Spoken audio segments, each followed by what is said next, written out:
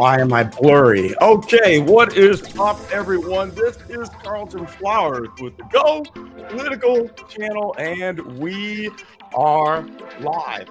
What is wrong with this stupid camera? I'm going to tell you guys right now, right off the bat, this is an experiment. I've never used StreamYard, so please have a little patience with me. The first thing I need to do is to stop the dadgum background music. All right, let's pause that. Good Lord. Well, glad to see everybody is here.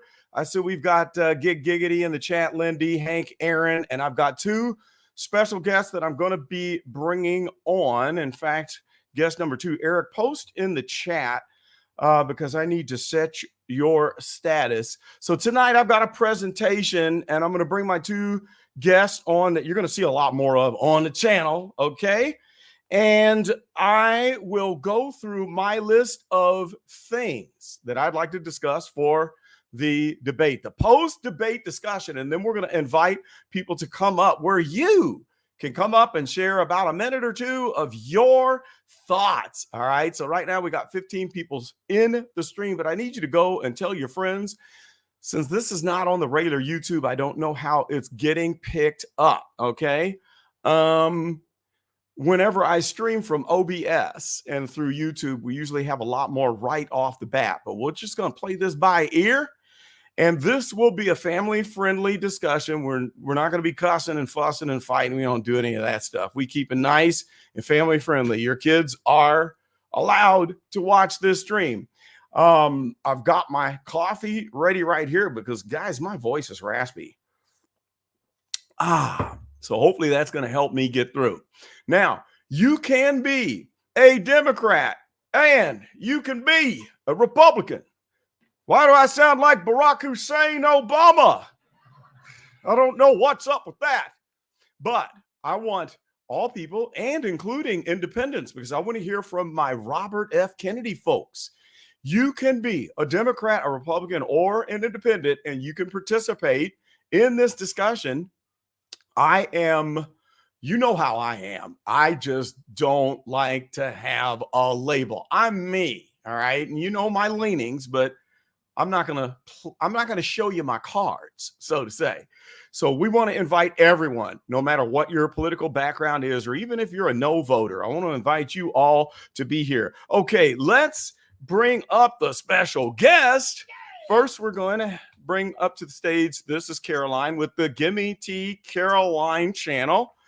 Say hi, everybody. Give her a round of applause. Can you hear me? Sure can. Oh, Loud and okay. clear. All You right. are sounding great, Caroline. All right. And next, we are going to bring up my family. This is family, guys. And you're probably going to be able to, you let me know in the chat if you can see some genetic family resemblance. This is my first cousin's son. All right. And his name is Eric. And he has a channel that is fantastic. Give a round of applause to Eric Bottler. He has the Report and Opine channel, which is freaking on fire. Guys, if you have not subscribed to either one of these people right here, I want you to do it right now. I want you to subscribe to Caroline, subscribe to Eric, and you're going to see a whole lot more of them at least weekly. I'd like to have them come on weekly when I do these live streams so we can get the party started. All right, we got picked up a couple more viewers there. It's at 17. Tell a friend, man. Come on. Tell a friend. Pass the word. Pass the word because we want to get a good discussion going on in here. Hey, Eric, tell the people about your channel, man. Tell them about the channel. What's it all about? Yeah, man. Well, thank you so much for having me. Can you hear me? Yes, I can. Perfect. Yeah, so go ahead and check out Report and Opine. I realize it's kind of a difficult name, but before I even thought about trying to turn it into anything, it was literally me just reporting on what I was seeing in New York and California, and of course, giving my opinion. That's where Opine comes from. And there's just so much, man. Like it was just, I guess when I started, it was just a way for me to vent a little bit, and I just kind of got hooked. And it's a good way. It's a good way for me to just share the things that I'm going to be reading and understanding anyway. So go ahead and check it out on YouTube. There's another platform that some people like to use. It has like a green theme. I'm on there as well. And of course, Instagram. I'm like super active on Instagram. A lot of story posts. And I don't know. I try to make it fun, a little bit lighthearted. Sorry, it's hot in here. But it's hot in my office too, in the studio. Yeah. Report and Opine, REPORTAND OPINE. Report and Opine. And I'll put that link in the for having me. I'm going to put that in the description when I edit down the video. So the links will be there. Go and do that now. And gang, he's huge on Instagram. I just subscribed to his Instagram today, and I'm like, oh my gosh, he's got like 15 gazillion followers. Yeah, I sent you a message too, so you need to acknowledge your old grandpa cuz here. So. And I haven't checked it in at least a couple hours, so I don't know when you did that, but I'll certainly it was like 15 minutes ago. Oh, okay. Yeah, I just did it, so it'll be there when you're waiting. Okay, Caroline, I want you to tell the people a little bit about your channel, and then I got a beef. I got something to say about your channel, but first I'm gonna let you tell everybody about your channel. Go ahead, Caroline. Okay, so initially I wanted to do the hot topics thing. I didn't want to do any breaking news, but I wanted to do some hot topics. However, I have an incredible passion for politics and I follow it. It's what I watch, it's what I study. And so I'm always interested in hearing both sides. So I thought, like Carlton with Go Political, I could do something political. So what I'm doing is I'm doing a little bit of rebranding right now. There are a couple videos on there, super amateur. I didn't know what the hell I was doing. Kind of do now, but we'll see. Um, but yeah, so I'm doing the rebranding. I'm going to be renaming the Gimme Tea with Caroline because Carlton brought up some really great points that it's not doing much for me, and tea will eventually go away. So it's going to be Bottom Line with Caroline. But I'm going to start going live when I get about 300 or so subs, because if I can get to 300 and only 1% of you tune into my lives, then I've got 3 people. So that's fun. That's a good starting point. But Okay. yeah, that's just all of it. Okay, that's very good. Everybody give her a round of applause. It's going to be the Bottom Line with Caroline. All right, now the beef I've got with you, Caroline, I got two beefs. Number one, you weren't telling the truth. Your videos are awesome. I love them. So I'm sorry, that was not a truthful statement that you just made. And number two, I'm wanting more content because I keep refreshing the page every day since that last one. And Eric, you need to go check out the last video that she did. It's a scream. I mean, it's hard to endure through the whole thing of what she's showing. I mean, it's awesome. But she has 4 videos up right now, and I want more content, Caroline. So that's my beef with you. So I'm going to need you to go ahead and have some fresh content for me because I'm a fan, and I'm like fiending for more tea, as we're calling it for right now. And then next week, I'm going to be fiending for more of the Bottom Line with Caroline. Okay, so we got 19 people viewing in here today. And again, I'm gonna put the links there, guys, to these 2 people's channels here. Nobody posted in the comments. Can you tell John Luna is in the house? You know, Caroline, I almost thought you were about to put on a wig. That was a cat. It's a cat. That was a cat. I thought she was about to go wig mode on us. I'm like, your hair looks fine, Caroline. My dog would take up the whole screen if I tried to bring him in here. So no hey, do you want to tell? Is it a secret? Can you tell the people what you were doing today? Oh yeah, so that's fun. So I actually got cast to be an extra. They're filming the new Superman movie up here in Cleveland. So I got cast as an extra. So today I got to go in for a fitting.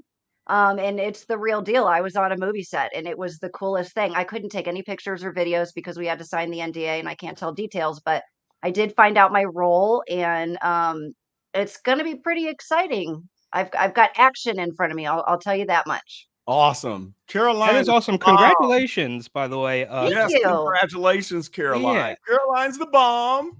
See, dropping them bombs on our head. See, people, I got famous folks in the house. Famous people. We got a movie star, Caroline.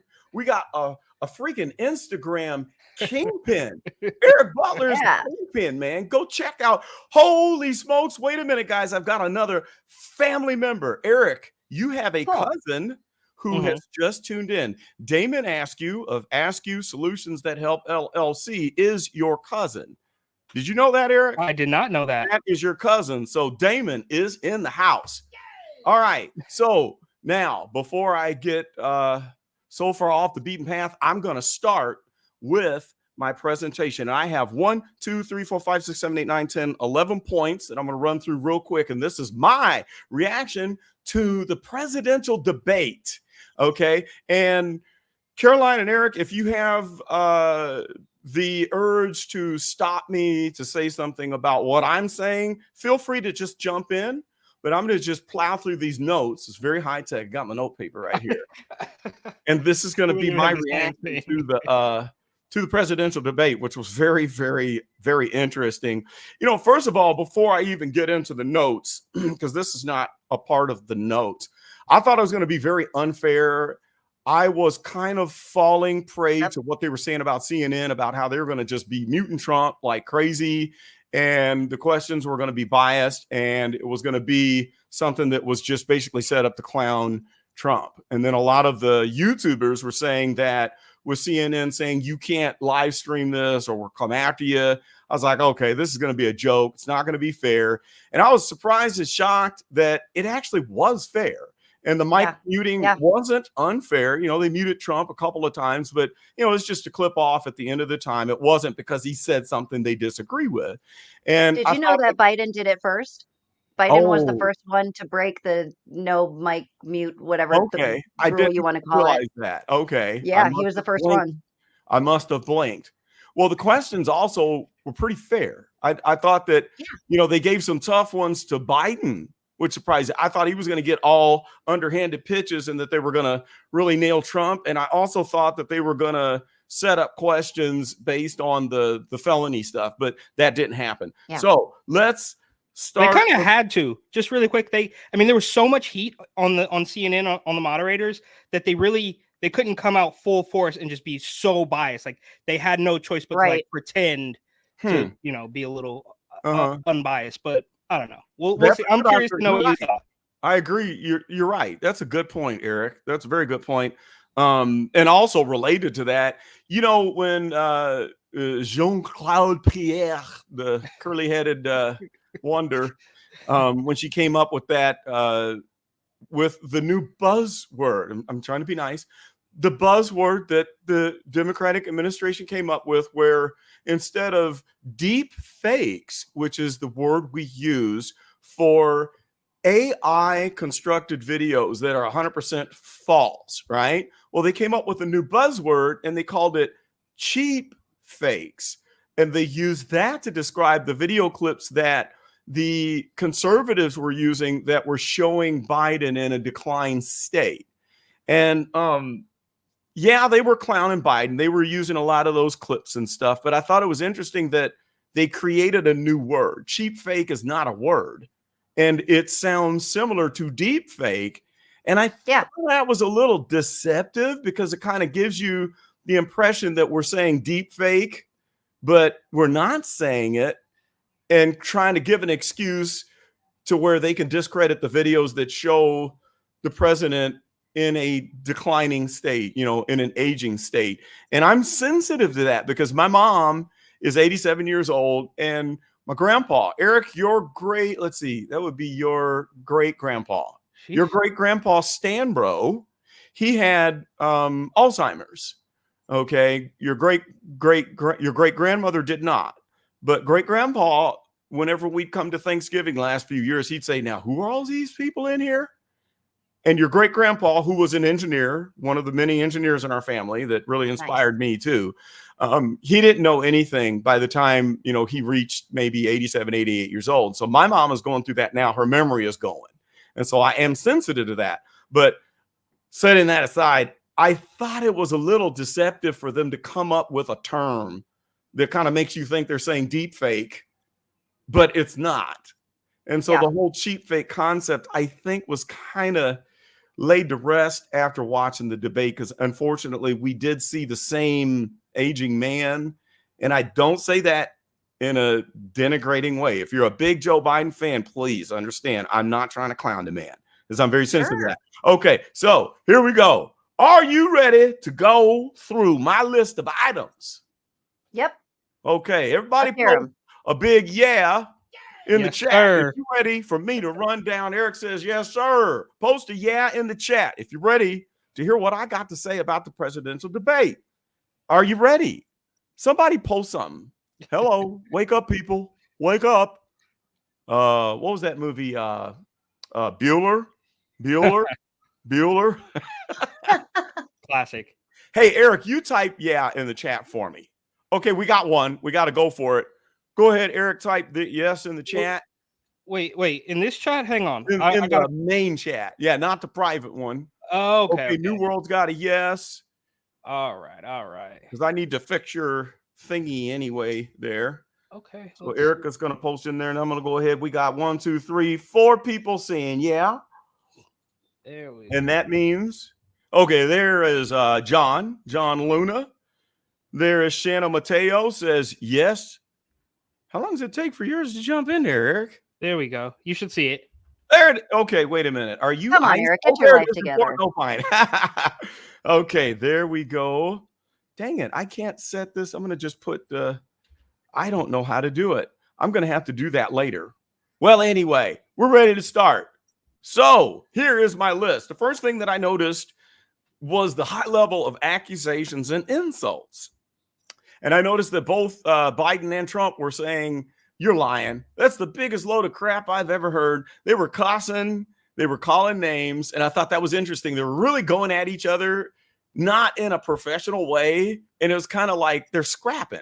So that was my first observation. It was not like, it wasn't civil at all. Oh my goodness, we've got a $2 super chat coming in from Wyoming Gal. The fake news accusations were going back and forth. I've got something to say about that too, but moving right along. I thought the felony moment was wow. I was waiting for Biden to bring up the felonies, and he did. And he said, well, you're just a felon. You're standing there and you're a felon and felony. And I thought, and then Trump kind of went, like, I was expecting that, totally expecting that. I knew that was coming. I did not expect his comeback. And I thought it was interesting when he came back and said, oh, yeah, well, your son is a felon. He's about to become a felon. Several felonies are coming. And I thought that was kind of funny. They seem like two kids fussing back and forth. You're a felon. Well, your mama's a felon. Yeah. At 80 years old. Or nearly 80 years old, going back and forth. Okay, next on the list, I was waiting for the lawfare thing to come up, and it did. We are now in the age of lawfare. Okay.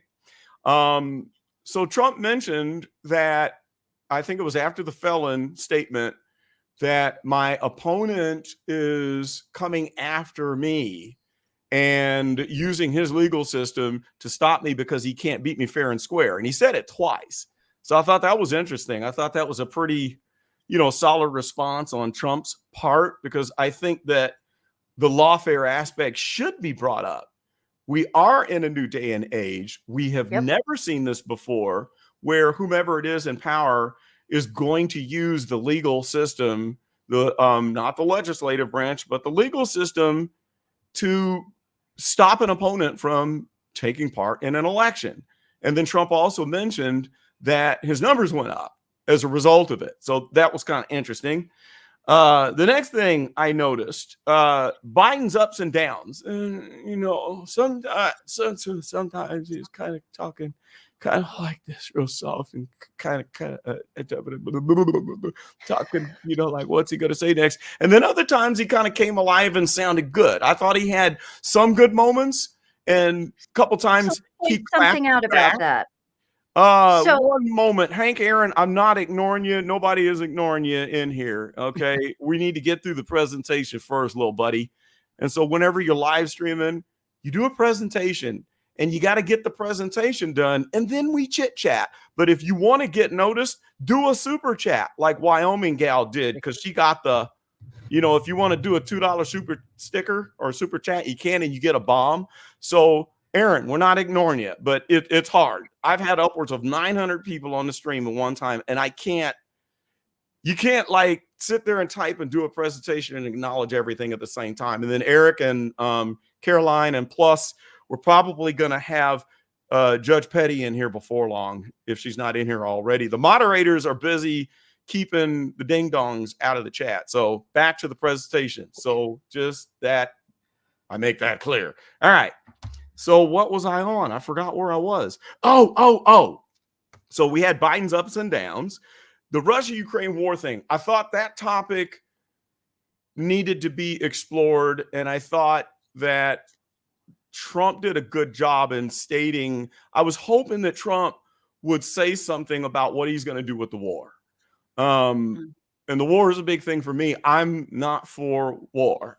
And I think that we've got one particular group that involves both parties. This is not just Republicans and not just Democrats, but there's a name I can say, and people say, oh, that's all in your head. So I'm not going to say what the word is, but there is a 2-word statement that describes a group in power that is connected with certain 3-letter agencies that tend to be behind the war efforts.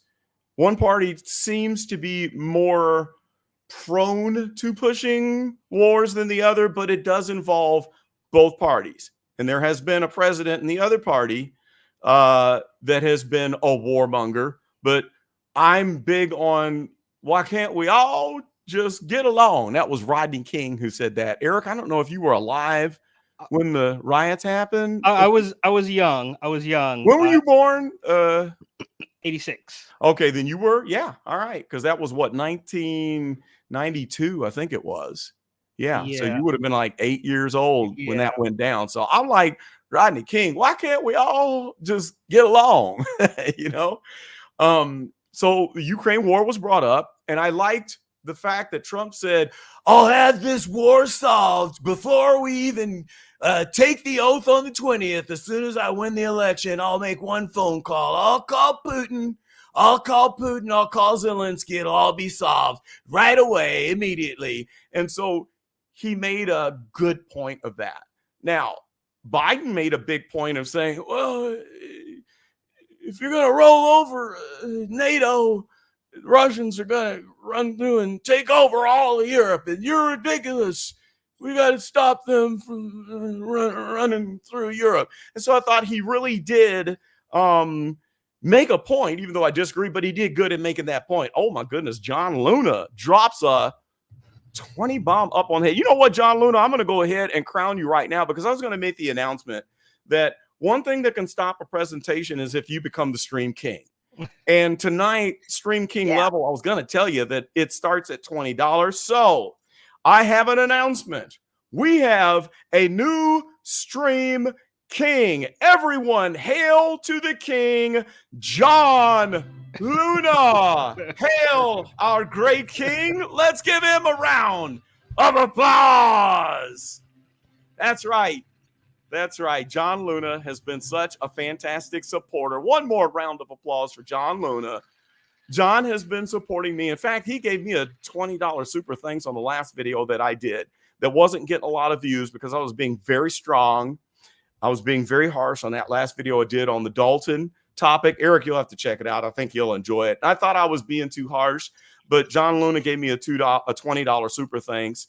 And I really appreciate that, John, and appreciate all of your support. So, ladies and gentlemen, if you want to unseat John as the Stream King, it's going to take you a $25 or more super chat. Okay, so for right now, the Stream King is John Luna. I've got to mention Reality Check TV Chicago is in the house, and as a matter of fact, let's see. I need to get to you the link because I'm bringing you up. He reports live from Dalton. He is in Dalton. I'm jumping to my email because I'm not ready to bring in other guests just yet. So I'm going to send you, Rico, the email with the link, and you can check your messages right now. I just dropped you the link, and I'm going to pull you into the discussion. All right. Mara's here. Okay, Maris here. Judge Petty, do you want to join with video? I can squeeze you in the screen. Do you want to show your face? It's up to you. Let me know. And I will let me send Judge Petty. I'm going to send you a Facebook link. I'm not ready to invite the generals into the chat just yet. So, Judge Petty, I just sent you a link if you want to show your face. All right. Anyway, let's get back to the list now. We got the whole gang here. So there are 31 people here. Let me get back to the list. So moving right along, I thought we got the information we needed on the war, on the Russia-Ukraine war. So I side with the anti-war people. I want the war stopped. I don't want my sons. I've got a son who is in draftable age.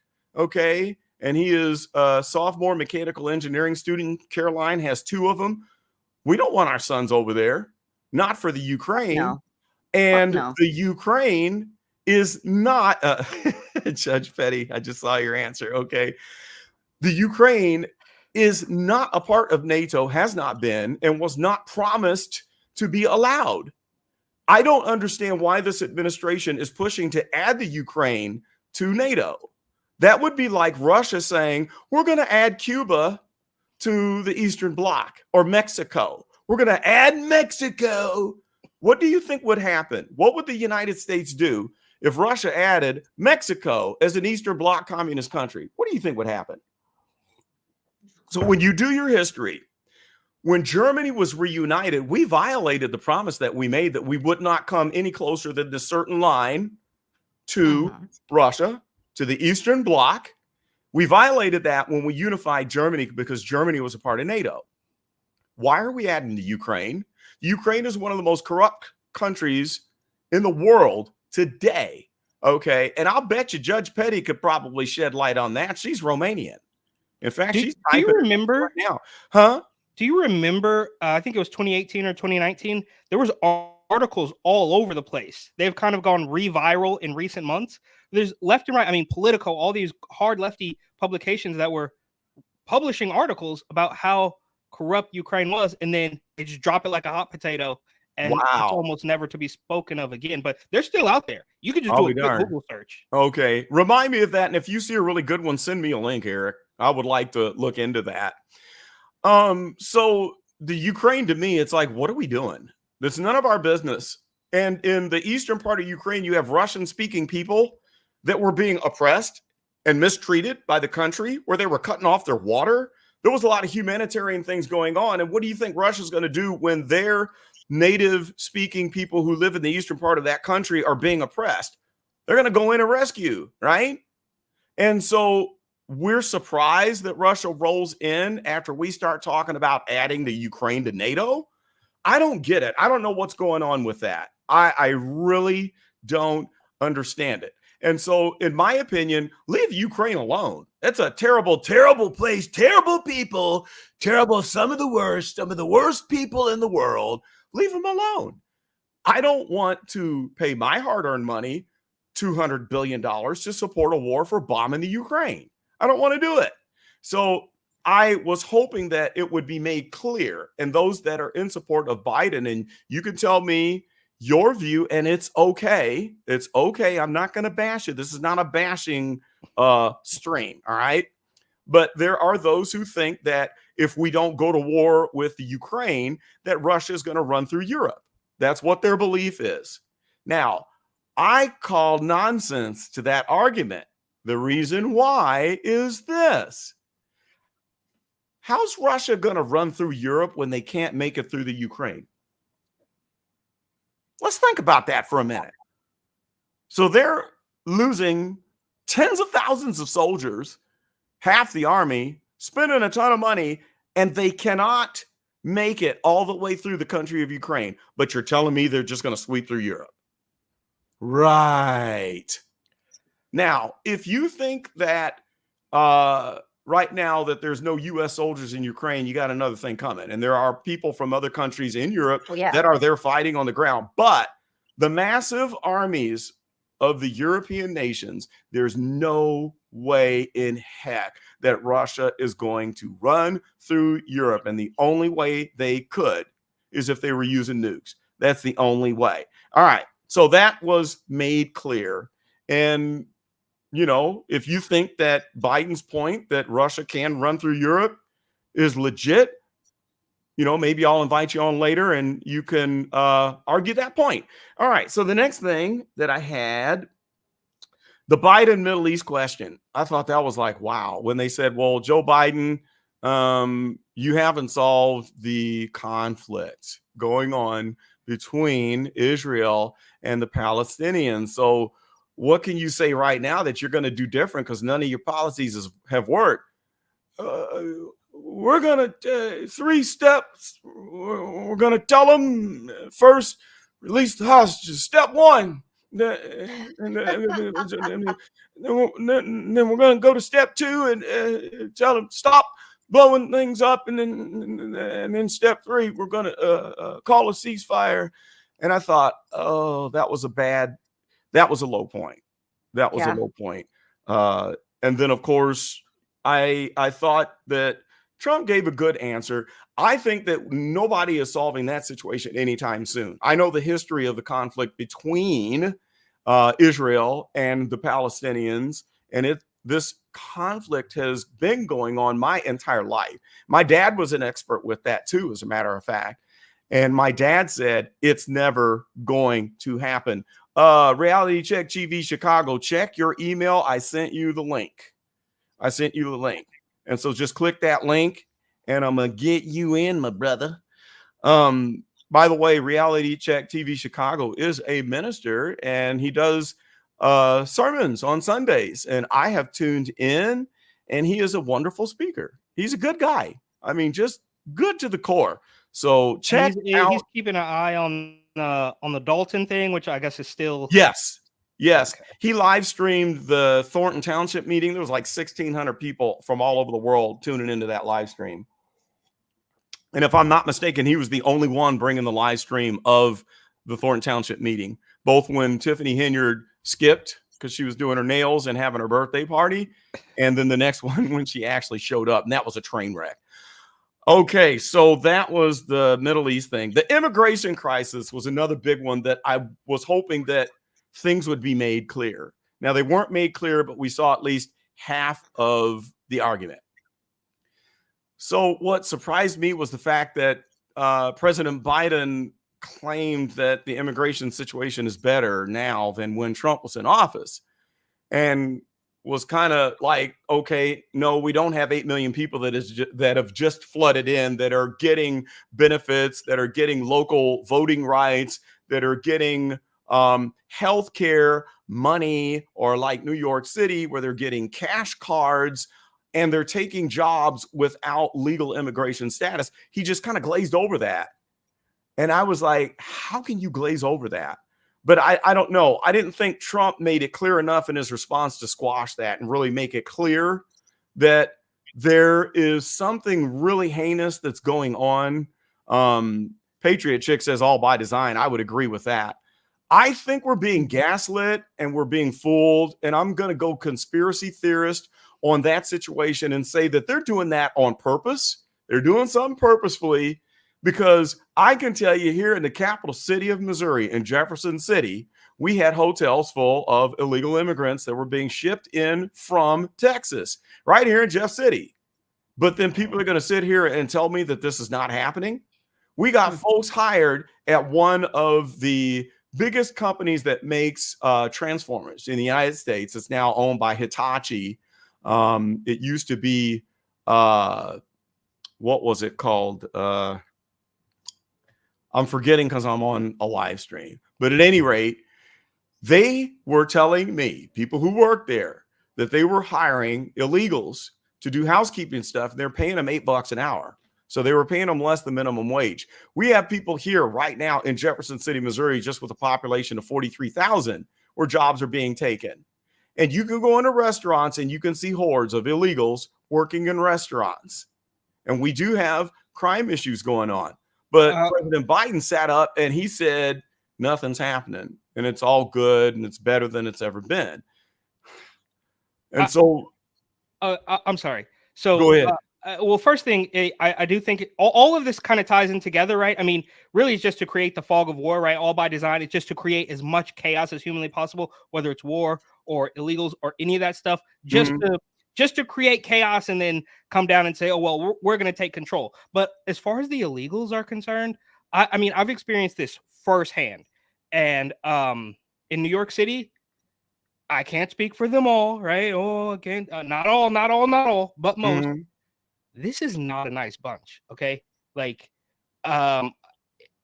without getting too graphic or too, like, I mean, one of these illegals like swung a briefcase at me. Because I was taking a you.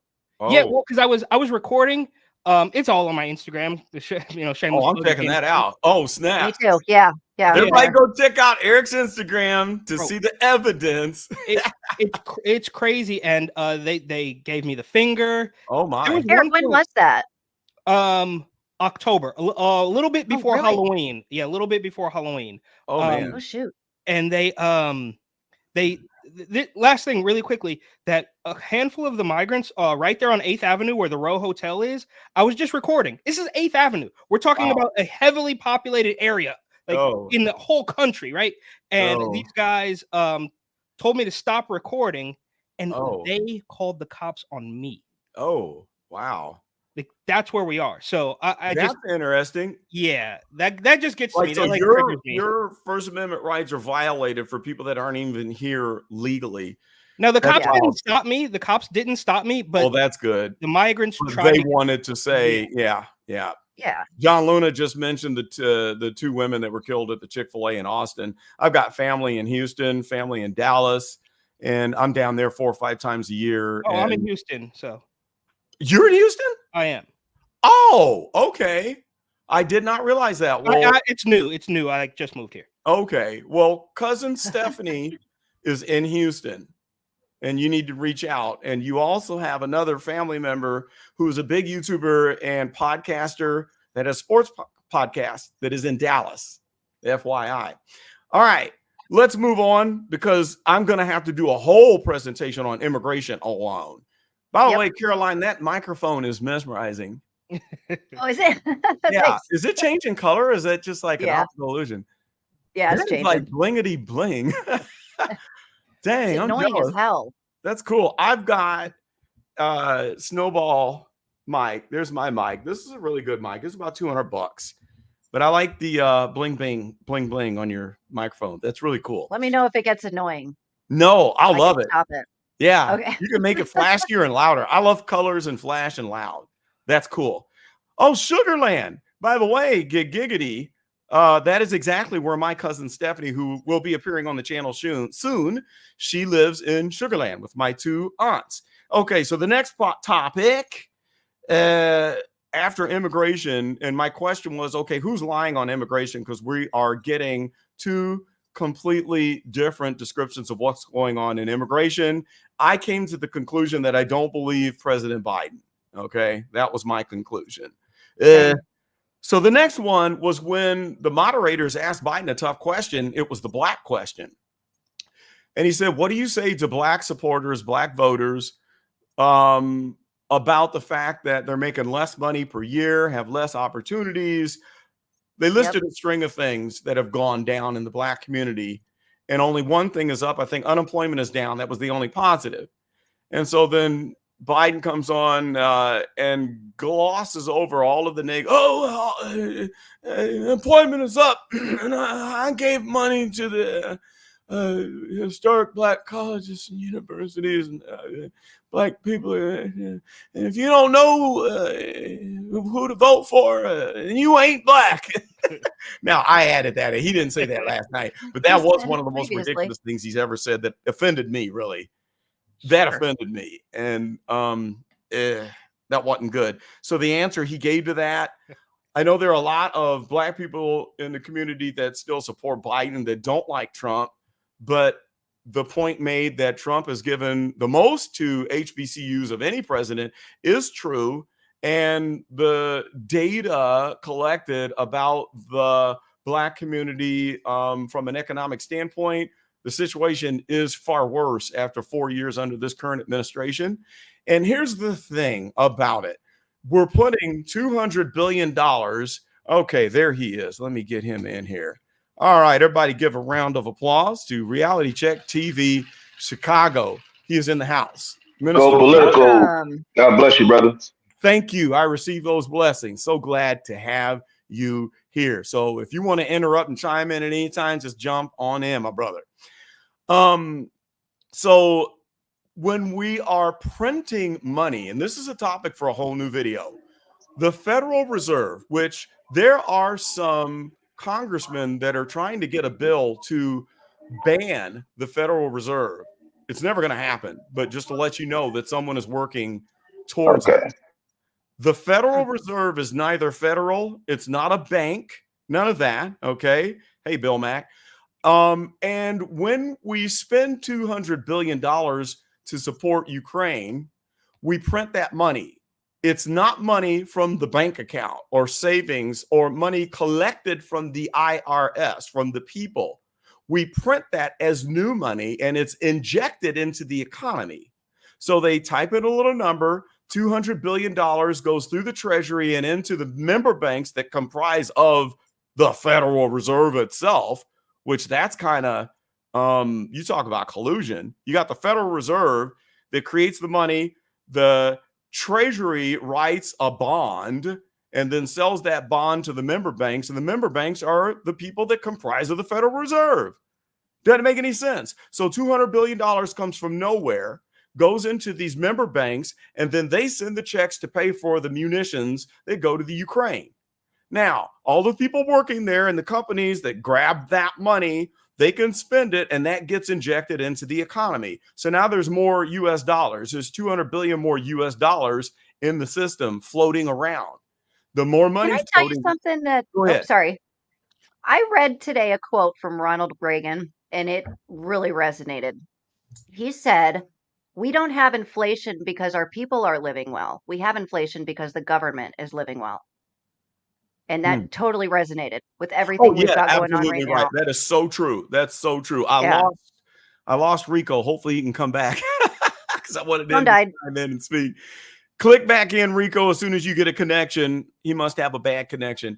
That is very true. The government will live very well because they can print. There he is. He's back in. So they can print money whenever they need.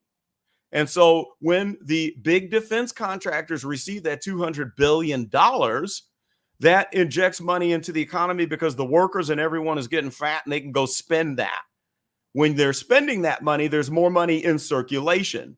When we have more money in circulation, prices go up because demand goes up because there's more people with cash in their hands to spend. Now, we need to have velocity of money, and money printing isn't all bad. All right. If you had a finite supply of money, you would have deflation and you would stifle innovation.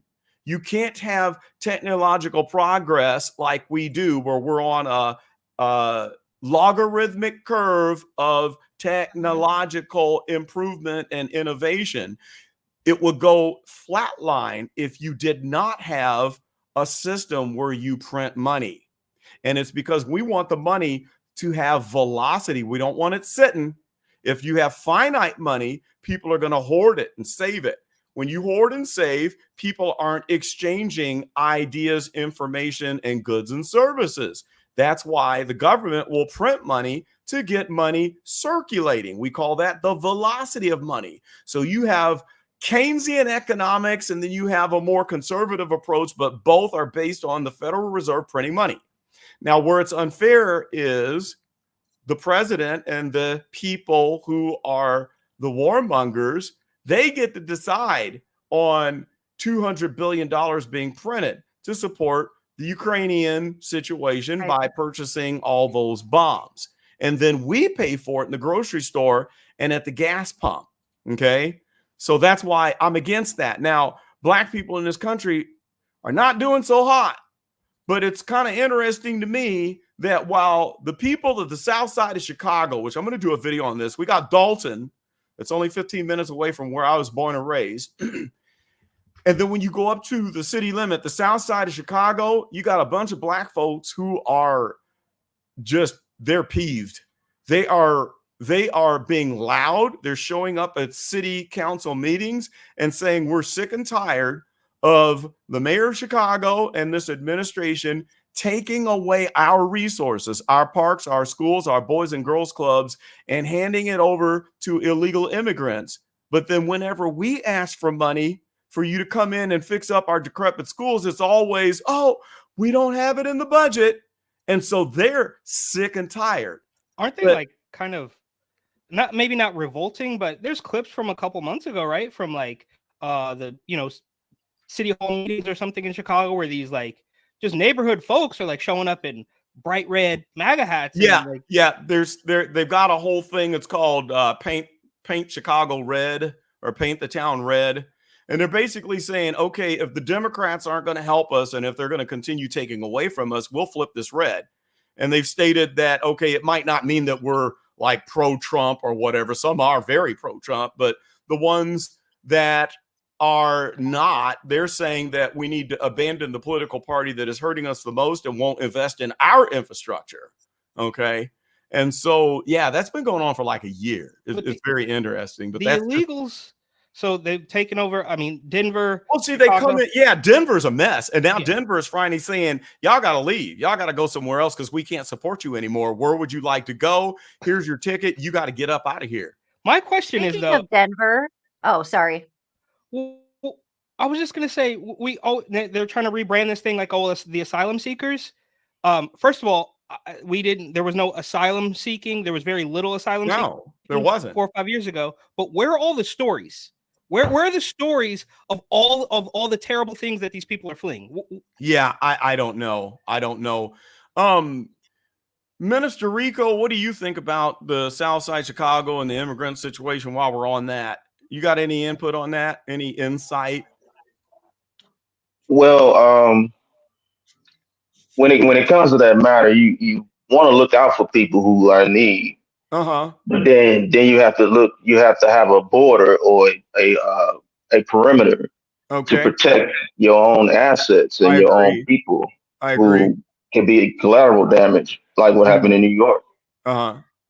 So it's a spirit. It's not flesh and blood. I agree with you every Sunday. I'm going to go ahead and agree with you there. And I'm like the type of person, I'm an engineer, scientist, all of that. I'm a believer, but I'm a skeptic. But I will tell you that what Rico just said is true. I don't get too hooky spooky about demons and things like that, but I can tell you that, yeah, there's a spirit behind this. And my dad, who was a minister, taught a lot about the spirit behind some of the things that we see. There's called spirit of contagion that I think is behind this whole movement that we're seeing here.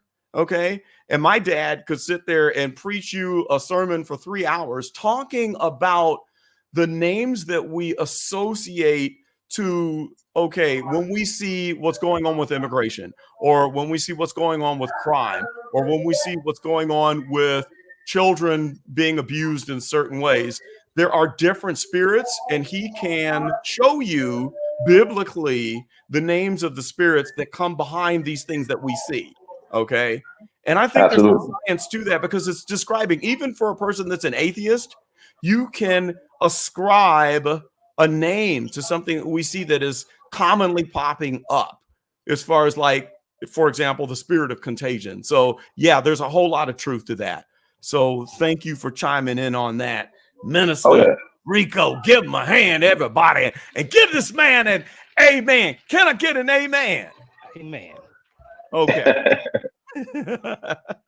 Now the next topic that we had, so that answers that. I was thinking, who's lying here? We're getting two completely different stories about the black question, and I don't think that Biden answered that. And I'm not satisfied with the Biden administration spending the $200 billion on the war. They can print money out of oblivion, and then as soon as the black community says, hey, fix our schools, oh, sorry, no budget for that. Sorry, guys. Sorry, black guys. No money for you here. Are you serious? Are you serious? Come to St. Louis. St. Louis public school system, the only way we can improve it is to drop a bomb on it. There's nothing left of it. It's a disgusting situation. My little brother, your cousin Eric, Ted, Coach Ted, has coached and taught health, science, physical education in the St. Louis public school system. I begged him for years, Ted, get out of there. He finally did.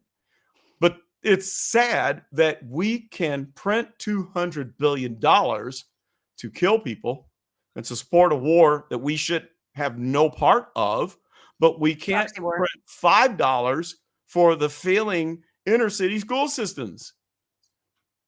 But that's a topic for another video. All right. The next thing on the list was the golf spat. I thought the golf spat was children. Like, are we really up here talking about whose golf drive is better? And that was weird. It was like a scene out of a movie. I'm like, is this Dumb and Dumber or something? Because it just seemed ridiculous that they were really arguing about who the better golfer is. And then Biden was mumbling about, Trump, you're 235 pounds and I think 6'2", 235. Well, my handicap when I was the vice president, I was like, when you were the vice president, that was like, okay, get that man off the stage. He's sitting there talking about his golf handicap when he was the vice president. And then Trump was going back and forth saying he can't even hit a ball. And finally, Trump said, let's stop being childish. And I thought, yeah, both of y'all are being childish right there. That was a bizarro world moment for me. Yeah. I thought that was really odd.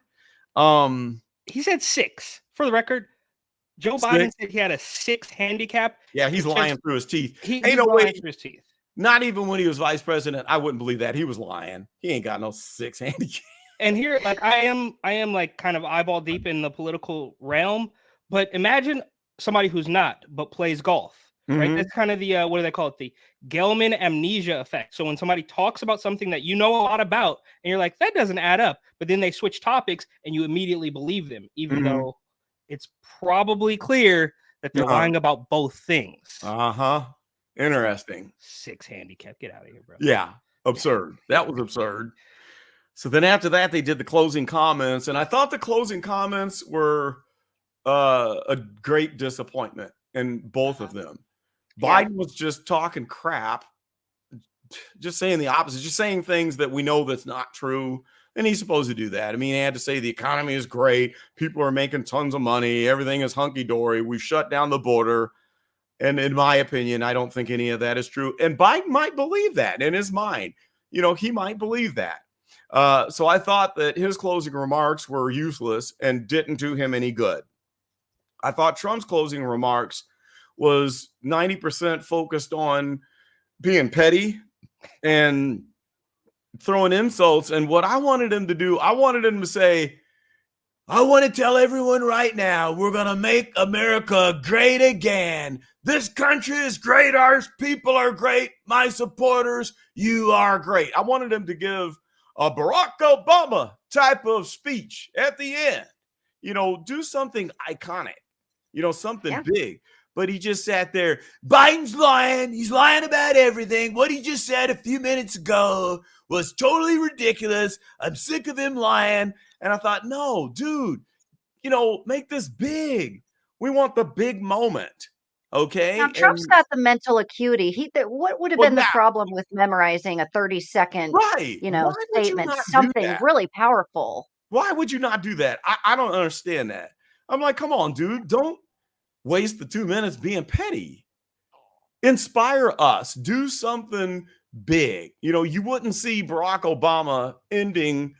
I don't know if Barack Obama would have ended a debate like that. Okay. It seems to me that he's one of the only inspirational speakers that we've had in a long time. Yeah, we haven't had that for a long time. Bush Jr. was a terrible speaker. He was not inspirational. Now, Slick Willie was he was good. He was a very, very inspirational speaker. And even though I disagree with most of what Slick Willie did in the second 4 years, I thought he passed a lot of measures that were, in fact, very conservative leaning, even though he was a crook, a complete crook.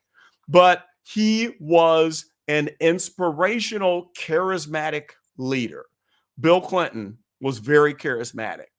And after that, we haven't seen that since Barack Obama. Obama, definitely a charismatic leader.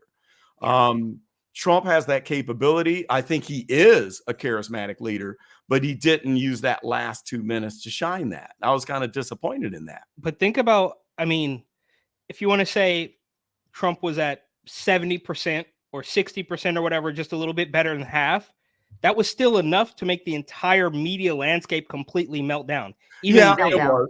You're right. They're pretending like, oh, I can't believe he was so terrible. And we're all sitting here like, yeah, bro, we've been seeing this for the last 3 years. Where have you been? That's true. That's a good point.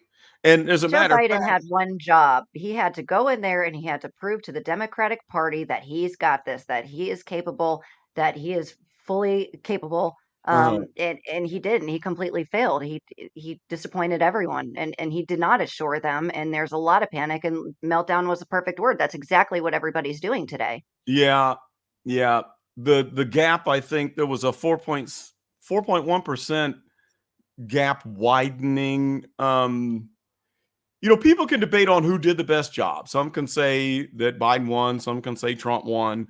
But then as far as the numbers, the gap widened 4.1% in Trump's favor. So it hurt Biden.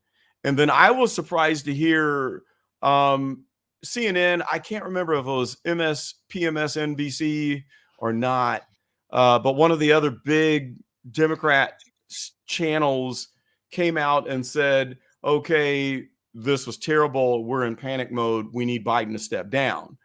And that's a big bone of contention. They can't remove him. I don't think they can legally do that. And it would take him deciding to step down. And I was surprised to hear them say it with their own mouth. A lot of people are saying this was not good and they're losing their confidence.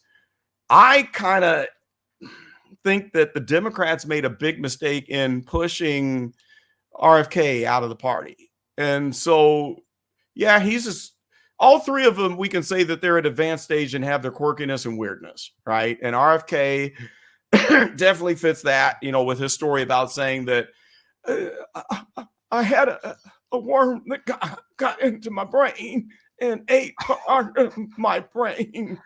And I'm like, dude, did you really just say that? A worm ate part of your brain. All right. But I forgot about that. Like that just happened like a month or so. Like, yeah. That came out, I think it was a couple months ago. Yep. But I think that it was a big mistake for the Democrats to push him out. And let me just go ahead and say it. It's the deep state, which does not, it's not just the Democrats. It's not just, say, Republicans. There are both sides, because George H.W. Bush was a part of the deep state. His father and him served in the CIA. His father was the head of the CIA. Okay. Yes, sir. The current administration that I believe to be a puppet regime where we have a proxy president, I think that Barack Obama is really the one that is kind of taking the reins. Yeah, it's kind of running things. It's not Joe Biden.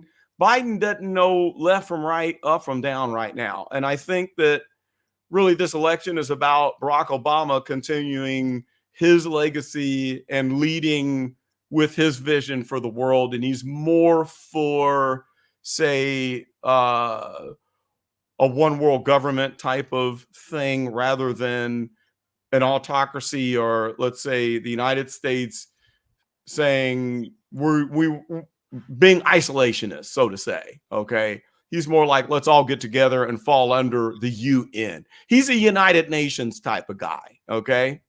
And some people believe in that, and that's okay. That's like very okay. But it's a proxy presidency. And I think that's what we're seeing. The people that are voting for Joe Biden, you're basically voting for the fourth term of Barack Obama.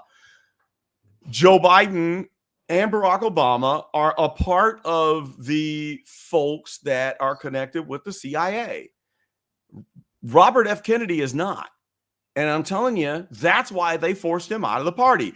I've been planning on doing a video to the tune of, these Democrats are not your mama and your daddy's Democrats. There's a big difference. There's a big difference between the Democrats that are in control right now and the Democrats that were the true blue blood working class Democrats that my dad supported and was a part of. Now, I will tell you that Grandpa Flowers, my dad is Hugh Flowers Jr., but Hugh Flowers Sr., my grandpa, he was a strict conservative, a pull yourself up by your bootstraps, 6th grade education, Mississippi man who loved Ronald Reagan. All right. But my dad and my one uncle, my Uncle Dan, who was the engineer, was an ardent Democrat, and he would argue you through the floor and slap you upside the head. He could not stand conservatives. But my Uncle Bill, who is still living, I've lost my Uncle Dan. He was the youngest. I've lost my dad. He's the oldest. Uncle Bill still lives in St. Louis and runs his barbershop and has his plaza and his meeting hall, along with cousin Dion Flowers, the Honorable Dion Flowers, who I'm going to have on one day. I'm begging to bring her on. She's not in politics anymore and wants nothing to do with it, but she is the former 2nd Ward Alderman of St. Louis City. And my cousin Dion and her dad were the first father-son committee people in the history of St. Louis, where there was a father and a son that both served as committee members. And she went on to win the spot as an alderman. Well, my Uncle Bill, Dion's a Democrat, but Uncle Bill is as far right-wing conservative. You don't get he makes Rush Limbaugh look like a freaking liberal. Like a liberal. Okay. Rush Limbaugh himself has nothing on my Uncle Bill. And they like his barbershop is like the movies. They have arguments all the time and people argue politics. And if you want to see my family's plaza and Uncle Bill's place, look up the riots in Ferguson and the guy who got shot in front of the convenience store, the guy who said, shoot me, the crazy man from New York who got shot provoking the police, who stole the honey bun in a convenience store on Riverview Boulevard down the street from the Circle. That was my family's place. And then the mob showed up chanting, hands up, don't shoot. And they wanted to burn down the plaza. And me and my brother Ted, who lives in Ferguson, we were going to go to the plaza and defend it. I was like, let me get the rifle. I was going to be up on the roof like, and defend. I'm like, y'all crazy blankety blanks ain't burning down the family business. And I'm like, oh, y'all nuts? The mob was out there. And I'm like, Dion's a Democrat. We're black. But you want to burn the place down because this crazy nutcase who had nothing to do with the riots told the police to shoot him because he was suicidal. But go look that up. Terrible. You can see it. That was when our family place made national, international news. Look it up. It's there. I forgot my point. So do I. What was my point? Can somebody reel me back and tell me what the point was? Well, anyway, I don't remember. The poll numbers are widening. So Trump's numbers he was dealing with Bush. Yeah. Okay, thank you. Yeah. I remember now. Yeah. I was talking about Bush and the deep state. And Robert F. Prescott got pushed out of the Democratic Party because he's not a part of the deep state. And these Democrats are not the Democrats of yesteryear. So don't ever think. I've had people that get really ticked off and go off on me because they think I'm a Democrat basher. I'm not. I was a blue blood Democrat up until 1990, and then I flipped. I became a Rush Limbaugh fan, and after I voted for Slick Willie, I became a Republican, a card-carrying Republican. Now I'm just an independent thinker that doesn't like to be controlled, but I have strong conservative Christian values, and I'm right-leaning. I'll just put it that way. But there are a lot of people that get upset or unsubscribe if I say something that sounds like I'm defaming Democrats, and I'm not. I allow everyone to be here, and I respect that. In fact, I want to read something to you. I had an interaction. Let me pull it up, guys. I've had this happen before where I had an argument where I popped off on someone. I had a conservative once who popped off on me and went off, and I went off on him back, and we both went to bed, and we had regrets. And he apologized to me and I apologized to him. And it was such a teachable moment. And I just had it again. And I want to read this comment. I'm going to tell you a story. There was a gentleman who commented on the video before last. And he was pretty peeved and said that basically, he basically outed me and said, oh, I see what you're all about now. You've been lying all this time. I see what you're about now. And he let me have it. And then I came back and I let him have it. I mean, I busted him off something. Okay. And it was ugly. And I went to bed and I didn't feel good about that. And I was like, you know what? I really shouldn't have done that. I thought I'd gotten over being triggered and going off on people in the comments. And apparently I did not. And so I felt so bad. And don't you know, the next day I went to look for that comment because I wanted to read it again. And kind of see, how that went there, what really just happened. And the comment was gone. I was like, oh, dang, the comment's gone. Well, what happened was he deleted the comment and then he came back and he made another comment and apologized to me. Wow. And I was like, oh my goodness. He was the bigger person and stepped forward and apologized for his action. And it was a deep, sincere apology. I was like, wow, it blew me away. And I thought, man, he beat me to the punch. He was the bigger person and apologized for the comment that he had left. And then I turned around and I said, you know what? This is a teachable moment.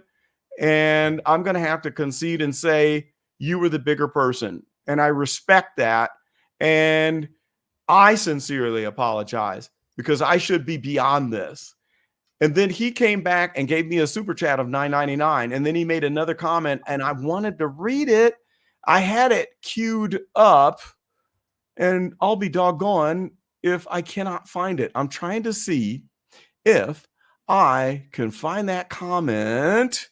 And I don't even remember what his name is.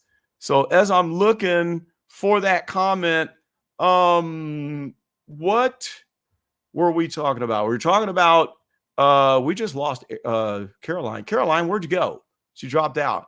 Maybe I offended Caroline. Caroline's a Democrat. That's it. She's liberal. She quit because I'm offending the liberals. Okay, she's back. Stage. Whoopsie. I just outed you, Caroline. I told everyone that you dropped out of the stream because you're really a liberal in hiding, and I must have offended you with my comment. I was until 2008, and really? then I switched. Tell me more about that. You were. I am a registered Democrat. I grew up in a completely Democratic home, family, everything. But it was what are now considered conservative views. Everything that I grew up believing in is now considered conservative. And I just realized that, and it was especially after I was absolutely sold after Benghazi, I'll say that. But before that, it was nothing that I believed in anymore. You know, I could go on the list of that, but you know. That's interesting. What you just said. Say that part again about when you were a Democrat and the values, and say that again. Say what you just said. Fuck, Carlton. Jesus. What did I say? It was just the values didn't align with me anymore. Every view that I had growing up is now considered conservative. There's no more liberal views. So just like you said earlier, it's not the party of my parents anymore. Yes, that's what I wanted you to say again. That is why I want to do the video about the fact that the Democrats that you're seeing today aren't your parents' Democrats. What Caroline just said is that point that her values of growing up as a Democrat are now no longer the values of the Democratic Party and have somehow become Republican values. Kind of doesn't make any sense. And that should let you know that there's something going on behind the scenes when people fool you into pledging allegiance to a political party instead of evaluating someone based on their beliefs and what you think and what you do. So is it not interesting that we had a party, right, that used to stand for certain things that now stands for the complete opposite, but people stick with the party name? So no matter what the values are of party X, they can change all the rules. They can turn around and say, we now believe in a flat earth. And now you're going to go ahead and believe that because your allegiance is to party X and not to common sense. And that's why you're not going to find a card in my pocket that says register Republican. Okay. Because I'm playing it safe because there's no guarantee that the Republicans don't turn around and start believing wacky, crazy things like the other party does right now, where they tell you that your children, your girls, should compete against boys who think they're girls, or that your daughters should allow grown men to shower with them. If my daughter was in college and a boy said, I get to shower with you and you have to unchange in front of me, and the NCAA reinforced it, I would be very upset. Now, that's what happened with the certain swimmer. You know about that. Now, if the Republican Party were to wake up one day and tell me that we want your daughters to change and shower with men and they have to be okay with that, I'm leaving the party. I'm not pledging allegiance to that. But where did that come from? Right? I don't know. I mean, I went to college in San Francisco, right? Where I worked in San Francisco. Yep, I know. But I think it happened too quickly. Now, I don't want to age myself too badly. But I guess we already talked about that. But even when I was in college, there's no inkling of this crazy, wacky agenda. I remember specifically when I was in college and there were some girls who had they held a birthday party at like a drag club or something, but it was all lighthearted, right? So they even told me, they said, oh yeah, we went to this place and the waitress, the waiters, waitress, whatever, they, them, z's, them, theirs, they shut the place down and they went in the back to change and they put on like Adidas sweatsuits and they were just regular dudes. So in 2008, it was a fun thing to do, but in 2021, it's like gun to your head type of stuff. Huh. Yep. Yeah, I don't know how that happened. I think it's a psyop. Okay. Because 20 years ago, if you were to tell a liberal, a staunch liberal, that there's going to come a day where they're going to force your daughters to shower and change on the swim team in front of a man with a dang-a-lang hanging down, they wouldn't believe it. No. And they would say that has nothing to do with being a liberal. Now, okay, I've got a friend who is transgender, right?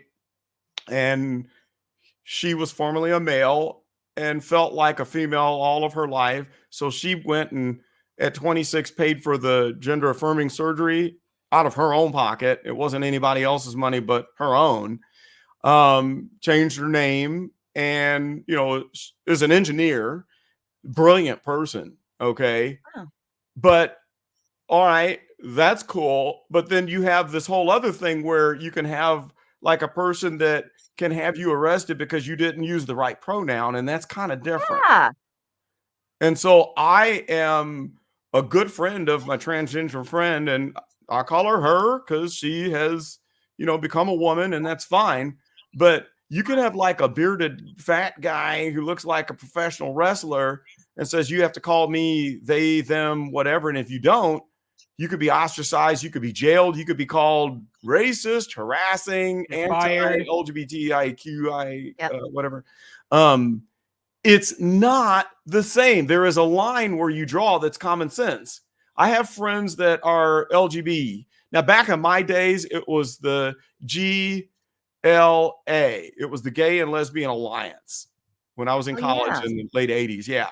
And then it became LGB.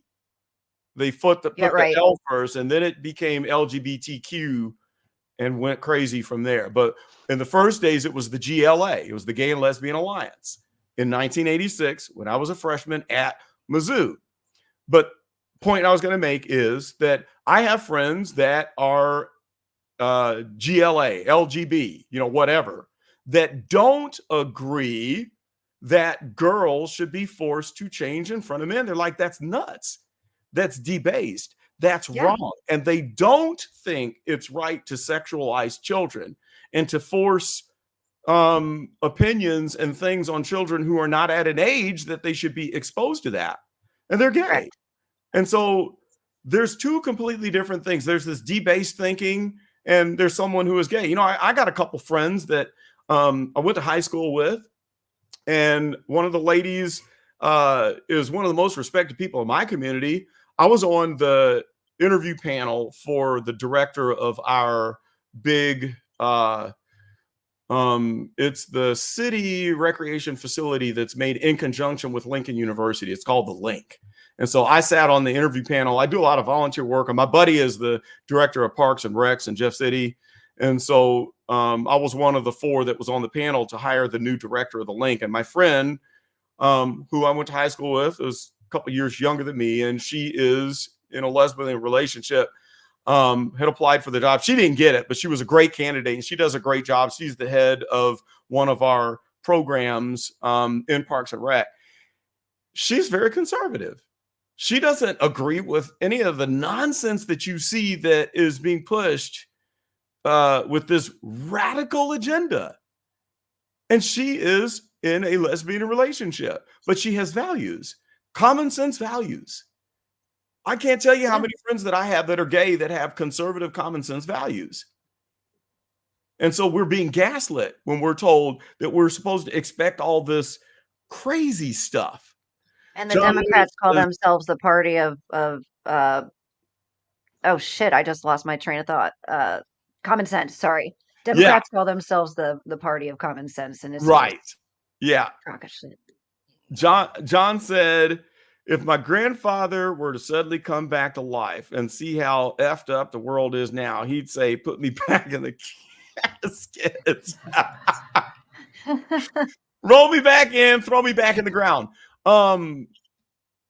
So I don't know. I think that it is a psyop. I do believe they're trying to push us and see how far it goes.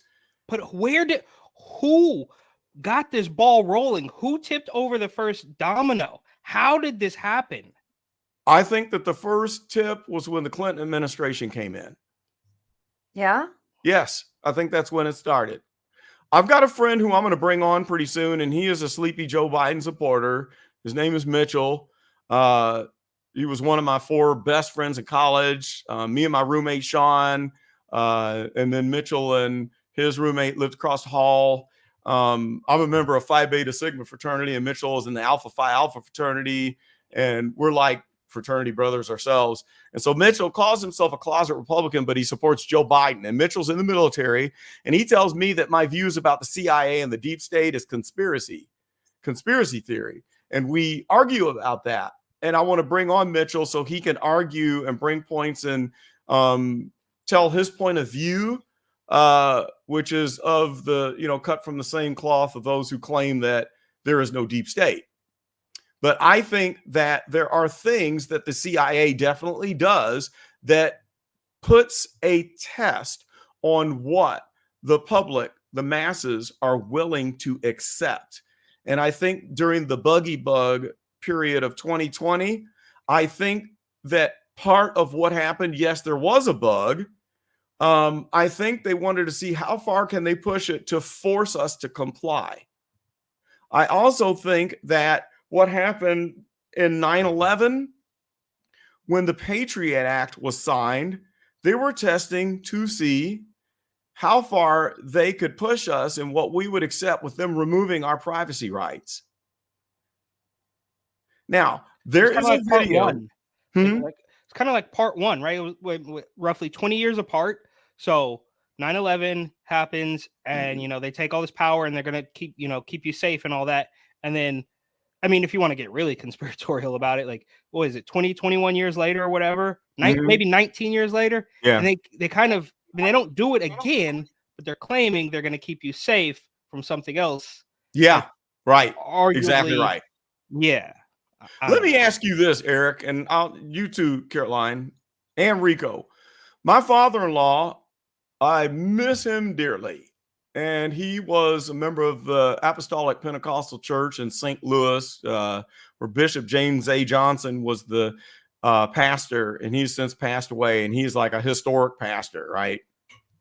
My father-in-law was a Democrat, but a conservative in, hiding. So we used to always like to discuss and argue politics. When 9/11 happened, my father-in-law, who was a ballistics engineer, told me it was an inside job, and I didn't believe him.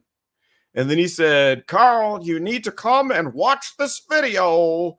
And I'm like, "Yeah, whatever, Pop." We called him Pop. He goes, "Son, you need to come and watch this video." And I'm like, "Whatever." And then he finally made me take this DVD home. And I watched this DVD, and I was shocked. And it showed what happens when you are tearing a building down and how you would go about doing that with ballistics. And he was a ballistics engineer. And how you tear down like an old skyscraper, and how you explode.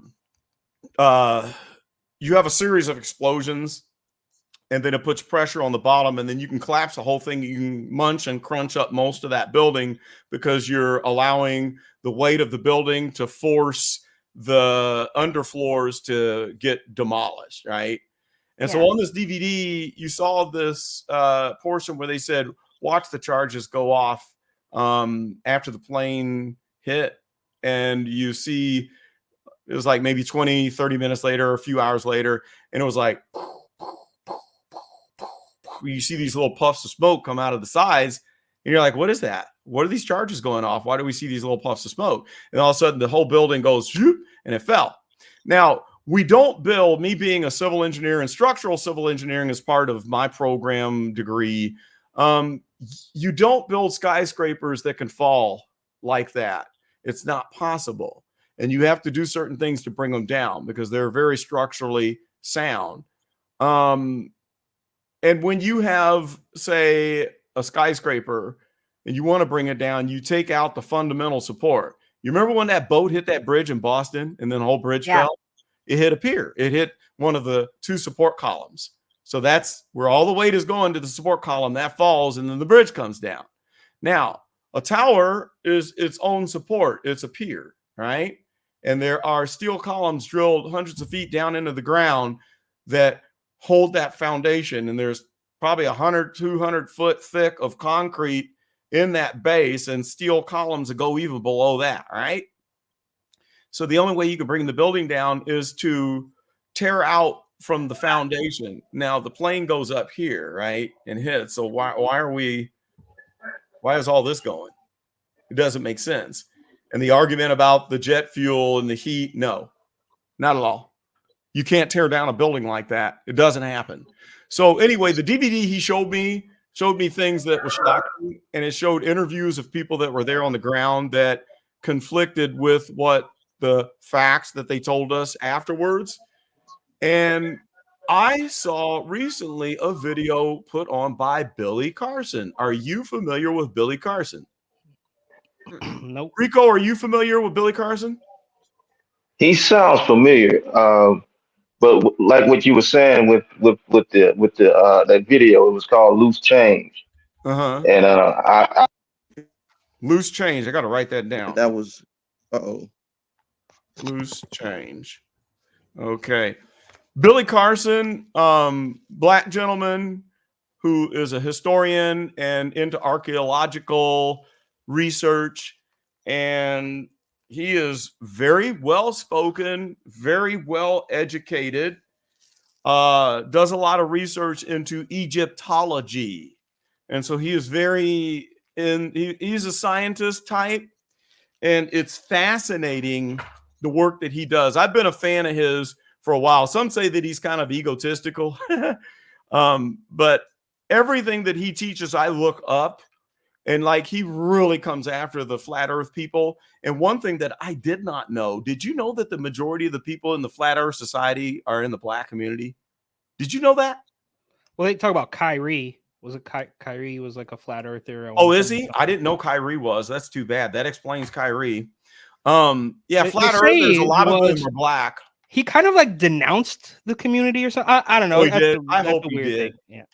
I hope he did. Flat earthers are way out there. Well, anyway, yeah, I've been watching Billy Carson for like a year. And so he went live a couple of weeks ago, and he said he was going to talk about the 2 buildings. And then he said, okay, he went live for 20 minutes. He said, all right, you're going to have to click here and get on my site because I'm not going to be allowed to talk about what I'm going to present to you, or I'm going to get banned. And you had to click the link and go to his website. Leslie Watts said, I just watched Billy Carson earlier today. You have to definitely watch the video presentation that he did. I'm going to have to try to find the link and post it in the communities tab section so you guys can see the video. So the presentation that he did was beyond shocking. And I sent it to my buddy Mitchell, who's the anti-deep state person. I'm like, dude, watch this video and please knock this down for me. Well, he hasn't answered me since. The stuff that he talked about went into the individual. I'm going to like mix up the name so I don't get banned. We'll call him Obama Sin Blobin. Obama Sin Blobin. Okay. Obama Sin Blobin and Jorge H.W. Bushy Wushy were very close friends, but Obama Sin Blobin supposedly was gone after and unalived after 9/11, right? And there was no evidence shown after that it happened. Mm-hmm. Billy talks about the history of Obama Sin Blobin and the little organization that he had and what the U.S. was doing to support them. And then how the U.S. came against them with a strike and then turned around and said, we're going to help you get back at the U.S., the CIA. And so that goes all the way to 9/11 and what happened. And he brought out facts that don't make sense. Now, Eric, did you know that you have a cousin? Your second cousin was on one of the planes, supposed to be on one of the planes that we lost on that day. I did not know that. Yeah. Yeah. Your cousin. Wait, but didn't get on the plane. Wasn't on the plane. Wasn't on the plane. No. Your cousin Preston Moore, who was an executive. He was an executive with Oracle. I think he's at Google now. I think Preston is brilliant. He's brilliant. He makes a lot of money. I mean, I know him. He comes, you know, like he's my in mom. California. Yeah. Yeah. I didn't hear that though. Yeah. Preston wasn't happy with me when he found out I was a Bush or a Trump supporter when we had the 2016 Thanksgiving down in Atlanta, down at Drexel's. But that's another story for another day. Preston and his best friend were in Europe, and they were going to come home and needed to get back. And Preston was like, I'm tired. Let's wait till tomorrow. But the best friend said, tell you what, let's just split up. I got to get back. Preston was like, okay, I'm going to catch the flight tomorrow. His best friend gets on the plane. That plane went down in Pennsylvania. Nope. The Pennsylvania plane flew over Canton on its way. Did it? Oh my goodness! Wow! Right after it turned around on its way. So and we had just gotten released a high school. I think I was a sophomore. It was a Spanish class, and they let us go. And was weird because normally with the school system, like at least in our school system, they're serious about who leaves the school and with who. That day it was all hell broke loose and you're good to go. And I can't remember if they had buses there or not, but we all just went across the street to our friends' houses. But as soon as we got to our friends' houses and turned on the news, that's when the second plane hit. And that's when they came over and said that they had grounded everybody, you know. By that point, this was probably 45 minutes later. And I completely forget where I was getting with this story. Wow. So, yeah. So you were a sophomore. That's amazing. I was a sophomore. I was at the Missouri Department of Natural Resources. I graduated Mizzou in 1990. I was 14 years into my career when that happened. And I was at the Missouri Department of Natural Resources in the Air Pollution Control Program. I was 4 years into working for the air program, which I spent the most time in my engineering career, and I still do air pollution consulting to this day.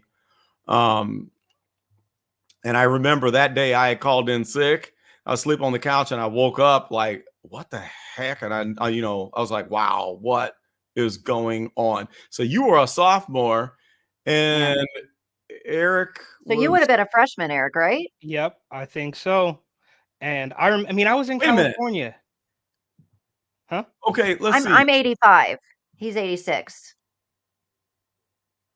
Wait. You were born in 1985? Yeah. Oh, good God. But I was 1985 was my senior in high school. So you are just a kid, Caroline. Thank you. Oh my goodness. I want to pinch I like you your for a reason. cheeks. Can I pinch your cheeks? Yeah. Wow. So you're just a year older than Eric. Yeah. Isn't that crazy? It's funny that, as you start to age, it's like adult is a wide span. When you're young, the difference of 1 year when you're, say, 10 years old or 11 years old is huge, or say a few years of, say, 10 to 15, or a 15-year-old and a 21-year-old. But then you get old and people are on your same level and you might be 20 years, 30 years difference. Yeah. How about that? So you're 39. You haven't not hit the big yet. 4-0. Not yet. Not till November. Now, you just turned 38, Eric, right? Yes. Okay, so y'all are both 38 as of right now. Yeah, my birthday's in November. Gotcha. You know what? See, that's the reason why I have you guys, because you freshen me up a little bit, because I'm like this dusty old 56-year-old grandpa. So y'all keep me fresh. I got two fresh 38-year-olds in the house. I'm still a young gun because I'm hanging with the young guns. Okay. I still get carded if I wanted to buy a beer, which makes me feel pretty good. Oh, I do too. So I do too. Every now and then I get carded at the gas station and I thank them because I think they know better. And it's probably just because of the rule that they have to card everyone. But I ain't fooling nobody with, this and my muffy little cheeks. And I've got the Stanbro eyes. Eric the one feature you don't have, the Stambro feature that you don't have is your eyes. You don't have Stambro eyes. You have Stambro cheeks, and you've got the Stambro nose. But your eyes, I don't know where that comes from. Probably from your dad. Yeah, I would assume so. Yeah. But really quickly though, when that whole thing happened, I remember. I mean, yes, I was young, and of course, I was in Oakland, California. So it was like 6 a.m. or something, like 5 or 6 a.m.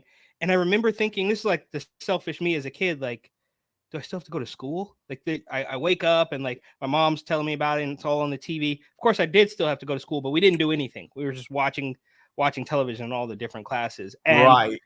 I mean, it's same, but different, right? Obviously, Rona is much different, but like the level of control and the weird, like maniacal sort of takeover, kind of seems similar. Yep. Very similar. I'm gonna have to find that link. In fact, if someone's got the link, I can't remember who was typing in there. Was it Leslie? Someone who watched it. Post the link in the chat if you have it, and if not, I'll find it and dig it up, because you have to watch Billy Carson's presentation. You will be shocked. The two big things that I was not aware of was the fact that the documents from the Enron scandal were stored in the tall buildings. The documents from the Oliver North situation that people that are around my age will remember, because the Oliver North hearings were going on when I was in 7th grade. That was 1980. Those documents, yeah. Well, I tell you what, Caroline, remind me. I will do a little history bit. Yeah, write it down. And I will tell you the Oliver North story, because I lived through that. All right. Okay. The documents from the Oliver North situation, it was called the Iran-Contra scandal. Those documents were being held in the 5-sided building, right in the place that the flying thing hit. But there is a general who said something struck the building before the plane did. The plane was the excuse, was the cover. So these two monumental things were news to me. I just learned that from watching Billy's video. It was shocking. Wow. Wasn't there another little piece of content, I guess? And I don't know, I don't know if Google, I don't know who you can trust these days, but how people were saying that, the Fed or somebody in the Pentagon lost like $1 trillion or something only the day before 9/11. Maybe that's like that. I heard something like that too. I don't remember who it was. And the guy who owned the building, he got rich. Okay. The person who owned the building, he constructed those buildings that cost $15 million. He took out an insurance policy, an anti-terrorism policy. What? The same year that it went down, yeah. And so then the policy paid him $3.5 billion. But wait, there's more. He said, okay, y'all owe me $7 billion, insurance company, because there was 2 terrorist attacks because there was 2 planes. The insurance company said, okay, that's stupid. We're not giving you $7 billion. It was one event. So he took him to court and sued. Guess what? He won. He was paid $7 billion for a $15 million investment. And then I'll let you watch the video where you're going to find out a lot of crazy things. Wait, is this the deep state video that you already sent me? I don't know. I don't know if I sent you. No, that video I sent you was just talking about the CIA, the history of the deep state. Okay, I was going to say, because that's what I remember from it. Yeah. Okay. Yeah, this one Billy did is specifically on those buildings. Now, I would also say, like a lot of, what I lived in New York, in Brooklyn for 4 or 5 years, and almost everybody I talk to, we talk about all this stuff, but a lot of like native born New Yorkers, anywhere from like 25 to 50, like a pretty wide range, were not on board with the narrative as far as the towers were concerned. They were very skeptical about it. People that went to school in the Lower East Side and kids that like grew up in Lower Manhattan, they were like, no, I remember like I was young too, and I don't really remember it working out, which is fine, fair enough. It's everything should be taken with a grain of salt at this point. But those very same people almost would fall completely in line almost with the narrative surrounding Rona. Yeah, I don't understand that. Surrounding what? Rona. I don't know. It's like, oh yeah. I got you. Why is it that everybody just takes that description of what happened with the two buildings or the Rona and they don't challenge it? And there are certain facts about what was presented to us that explains it that don't make sense, and people just accept it. I think that there has never been a time worse than now or since the two buildings where we are fed so much BS from the media. It used to be that CBS, NBC, and ABC would report news. Yeah. Now, since they're controlled by one man who is a billionaire, it's nothing more than a political tool. And they don't report news. Correct. They report what they want you to believe. And during the Rona, when we saw that video where they played multiple local TV stations saying the same script, wasn't that spooky? Do you remember that? Of course. Yeah. But did anyone challenge that? Well, they probably, I mean, nobody challenged it. You challenge anything, you would get. I had videos when I first made a YouTube channel. I immediately had a video removed where I was just reading a New York Times article. This wasn't like crazy conspiracy level stuff. It was just a New York Times article about how evangelical Christians weren't getting the pharmaceutical, and that was going to keep us in this pandemic forever. And I, of course, made the point that there was another group that the mainstream media would probably be a little less critical of that was also not immediately lining up to get the shot. So you want to blame, evangelical white Christians, they're so super evil, they're not getting the shot. But I could almost guarantee you that, the guys outside of the bodega in Flatbush smoking a cigarette and drinking a cup of coffee, they weren't doing it either. But the New York Times didn't talk about that. The video got removed. And I even tried to title it in code. Like I tried to use zeros for O's and like try to. Oh, wow. And I try to do that too. Yeah. Yeah. Same here. That's interesting. I even had 2 posts removed from my Instagram. So without getting way too conspiratorial about it, it just seems like the timing is a little strange. In the span of the last week, like just right now, the last week, I had 2 posts removed. No, 1 removed because it was a meme, right? I can tell you it was a meme. It said, "Vote blue no matter who." And it had a picture of the guy from the 40s with the little mustache. And it was a meme. It was a joke. Right. That got removed for hateful symbols or whatever. And then I posted another image of, I don't know if you guys know Vince Dow. He's like this little Vietnamese like creator. He's like a real, firebrand, like little like young guy. Like, I don't know, he's 21 or something. I think I know who you're talking about. He posted something about some of the rules of the debate, and I just reposted it. I didn't make it. I reposted it, and that it didn't get removed, but it got flagged. It got fact checked. Wow. This was in the span of a week. Oh, man. I like to call it the selection, but with the the election around the corner, it just seems like the timing is a little bit strange because I went for years. Of course. I grew my Instagram for a couple of years and didn't get.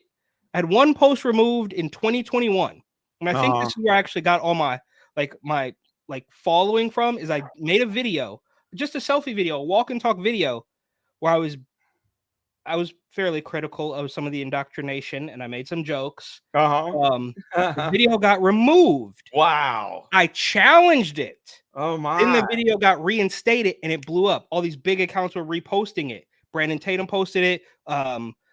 Lexit, all these big accounts just reposted it, and it just blew up overnight. So I think something in that challenge like tripped the algorithm or something. It's really weird stuff going on out there. I don't know. Wow. Yeah. Gosh, that's interesting. That's very interesting. Huh. Something's up out there, bro. Something is definitely up. People don't challenge what they're being told.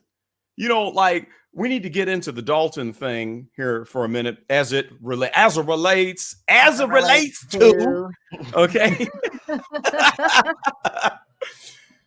Eric, I'm going to get you up to speed on Dalton because we're going to do a live stream and we're going to talk about events after I get you up to speed.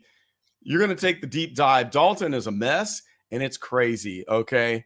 And Caroline's going to be doing some content pretty soon talking about Dalton. By the way, Leslie Watts posted the Billy Carson video. I put a star on it because I don't know how to pin in StreamYard. I'm going to have to pay for the regular thing because I don't know how to do that outside of the regular YouTube deal. So I starred it.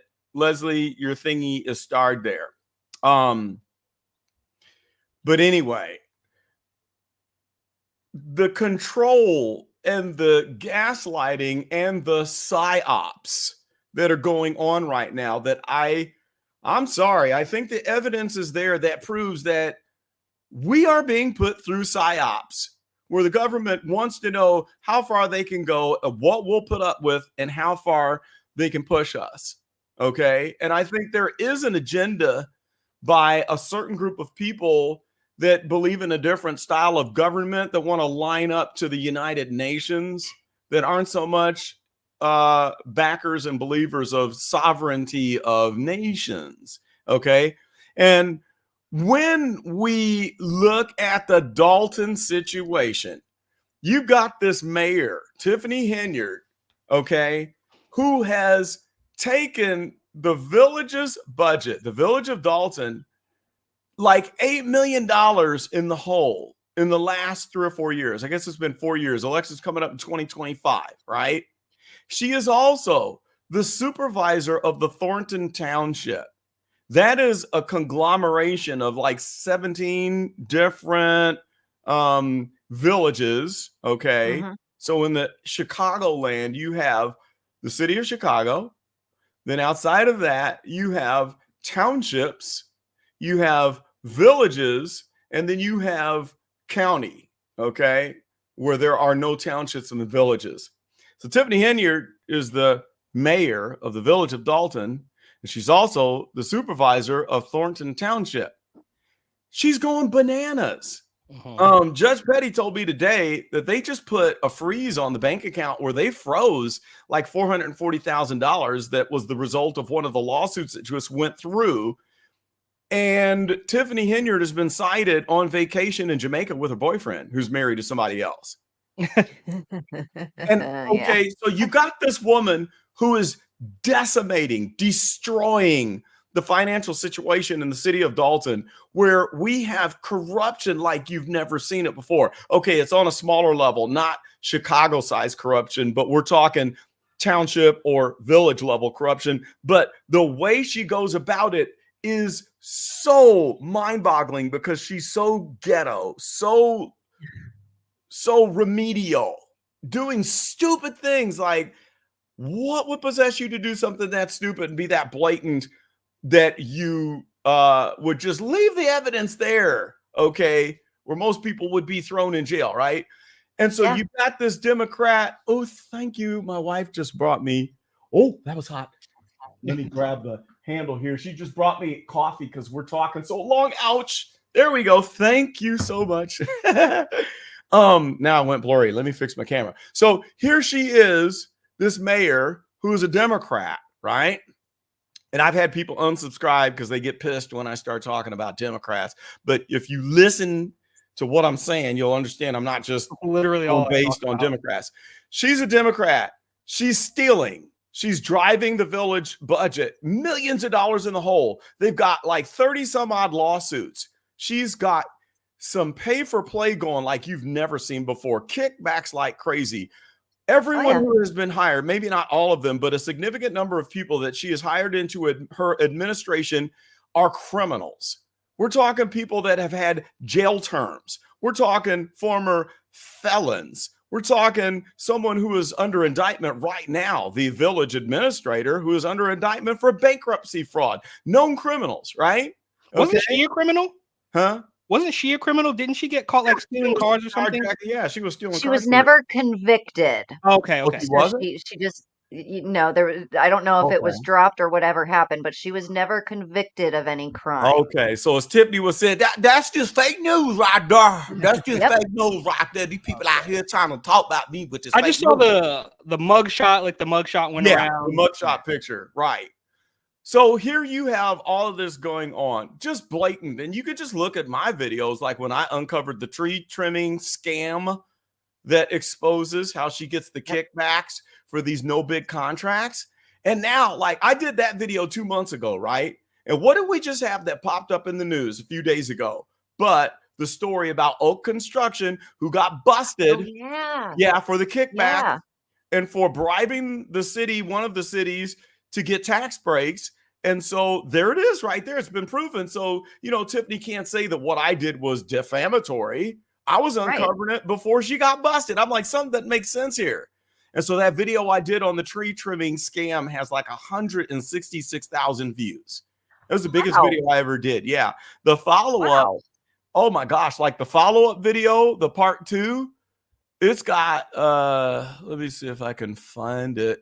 It has like 40,000, somewhere around there. It's real big too. But the point of the matter is she's doing all of this debauchery that's blatant, right? Yes, I'll do more impersonations of Tiffany Henyard, Leslie.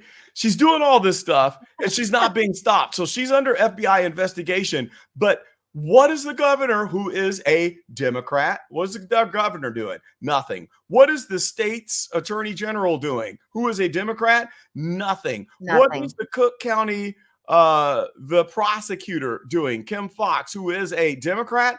Nothing. She is being left to take herself so far out on this chain, and they're not pulling her back.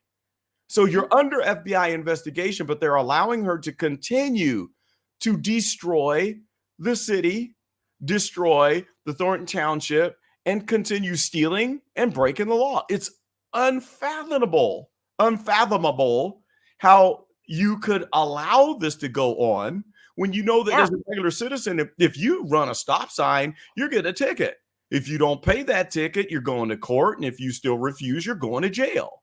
That literally happened to me. I rolled through a stop sign and it was like a sheriff or something.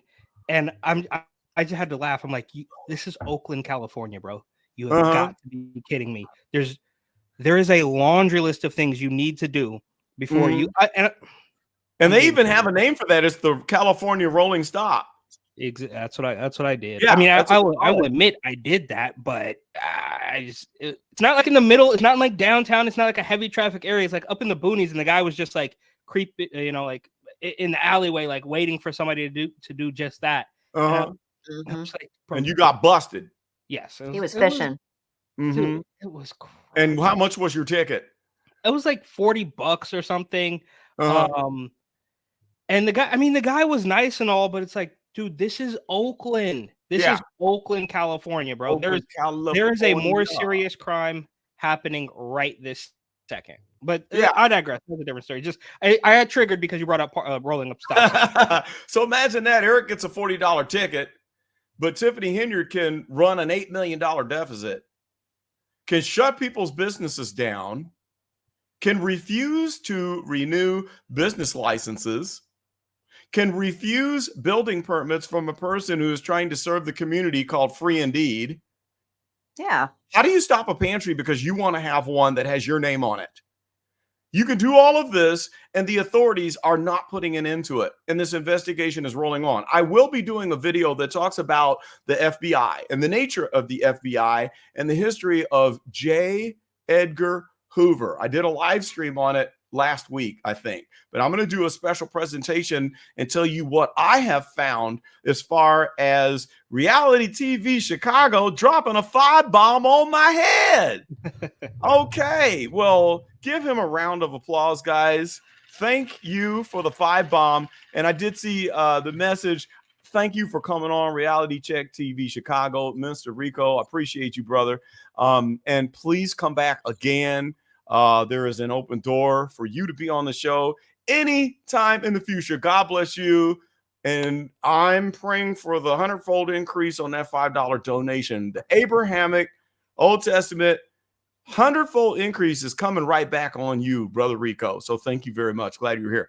What was I saying? So the FBI, I'm going to be talking about J. Edgar Hoover and the FBI and how it operates, and my theory as to why this investigation is dragging out so long. But that does not excuse the governor, what's his name? J.D. Hogg Pretzel. Pritzker? Yeah. Because J.D. Hogg Pretzel. I did an entire video about his brother, who is now, of course, his sister, Jennifer Lord. Pritzker. Oh, my. That's a deep rabbit hole. Oh, okay. Oh, and I see somebody in the chat here. I'm interested in that. It's crazy because we're talking about I'm just responding to the comment. I had an out-of-state plate. I had an Arizona plate while I was in Oakland, California. So I'm from Oakland, but I lived in Arizona. I lived in the past 4 years. I moved like once a year because that's a different story. Maybe we'll get into it later. Mm-hmm. And Cynthia mentioned the $500 parking tickets. Eric, your ticket for running the stop sign was $40. Or you know what? It might have been 80. I genuinely don't remember. $80 tops. Yeah. Now imagine a parking ticket and your mayor tells you that she's upping all parking tickets to $500 because they were running short on the budget. She was desperate. $500. And then she desperate to get all that money back. Mm-hmm. Then she turned around and said that if you don't pay it by Friday at such and such a time, it was going to like double or triple. And there was like a 2 or 3 hour line of people going in to pay their $500 I didn't know that. tickets, and they let him get away with it. So the governor, J.D. Hogg Pretzel, ain't doing nothing. I did a video on his response. You have to watch that, Eric. It's pretty funny. Then you have Kwame, who told Tiffany Henyard, you need to comply with what the requirements are for foundations and turn in your disclosures. He did this like last February, and then gave a deadline, said you got 30 days to turn in this paperwork, and she didn't do it. You know what her punishment was? Crickets. How do these people get so far out over their skis, right? Huh? These people get so far out over their skis. It's absolutely atrocious. I mean, I truly don't understand it. I mean, you could check, shameless plug, you could check my channel. I just did one because the mayor of Oakland has been indicted has been raided by the feds. So, of course, I started thinking about... yeah, that was crazy. I need to do a video on that. That was wild. That woman is debased. You can't even make this up. She was taking campaign contributions from the recycling company. I mean, waste management. It doesn't get any. This is like, I always call them movie level villains. This is absolutely insane. You got Andrew Cuomo, you got Elliot Spitzer, you got, of course, Tiffany Henyard. You've got Eric Garcetti, of course, Gavin Newsom. I mean, the list goes on. Oh, God. How does he even stay in power? Yeah. That's a laundry list. I think Tiffany is at the top of the pile, though. John Luna said that she also wanted to put liens on abandoned houses, and that's a whole video that I'm going to do, too, because I'm doing a deep dive on her housing scam. They were taking houses away from elderly people. She was, like, into house flipping, but they were doing it by what he said, putting on liens and then purchasing houses for pennies on the dollar and then turn around and selling them. It was her and her family members. She even has a shell LLC that she set up to run that whole scam through. So here she is. You got the attorney general that says, here's the demand, comply with the requirements for the foundation. She didn't do it. There's no recourse. And so the mayor of Chicago, of course, has nothing to do with the village of Dalton, but he could at least say something. He said nothing. So there's no recourse. There's no rule of law. But notice this. You have a Democrat mayor who's a crook, who is under the jurisdiction of the attorney general, right? And the Northern District of Illinois, the federal court, and under the jurisdiction of the state, where Governor J.D. Hogg Pretzel said, we don't want to step on any toes. We want to let them handle the investigation. The FBI, they're pretty good. They can probably handle it. We don't want to muddle it up. That was ridiculous. Now, in the state of Missouri, when I worked at DNR, we did not want the feds coming in handling our cases. We said, no, feds, y'all stay out. We got this. We would not ever say, come on in, feds, and do a job for us. No. Missouri's not like that. Illinois is crazy just to let the feds walk in and take control. No. So he gives that lame excuse. So then who's above him? The president of the United States. You got Democrats in control from the office of mayor all the way up. And I've often said to Dalton residents, you guys get out of the Democratic Party. Why are you supporting this party of demons? You have demonic control. Minister Rico, Reality Check TV Chicago, was talking about spirits and the spirit behind this whole mess that we see with immigration, right? The illegal immigration. Well, there is a spirit behind the things that are going on with the Democratic Party, which is not the Democrats of your parents, okay? And what we're seeing is just sick and debased. So here we have this criminal, a criminal, and then all the way up the line to the president of the United States, who I believe is also a criminal. You had Tiffany Henyard that went and visited this man and was laughing and bragging about it and cheesing and taking selfies. These folks are criminals, and you're paying a heavy, heavy price for it. You pay taxes. Your tax money gets wasted, spent, hoarded, spent on private ice rinks, on cars, the 100,000 legal fees, legal fees, all the lawsuits. All the money is going to defend everybody. Money, but then on top of that, spending money that's not even there. They have an $8 million deficit. What was it that she was saying on Roland where she was trying to defend? What was it? She's an idiot. What she said on Roland, she went on Roland Bowling Ball Martin show. I get triggered. I had to stop watching Roland after the 2020 election because I can't tolerate that man. He makes my head want to pop. But she goes on Roland Martin, and Roland Martin says, so you got a foundation, and there's some controversy surrounding that foundation. She goes, no, that's not my foundation. He goes, well, it's the Henyard Cares Foundation, right? It's yours. It's got your name on it. Well, no. It just has my name. My name clickbait. My name is clickbait. Everybody know that Tiffany Henyard's name is clickbait. And all these fake, influencers and YouTubers and everybody, they know they can get clicks and views using my name.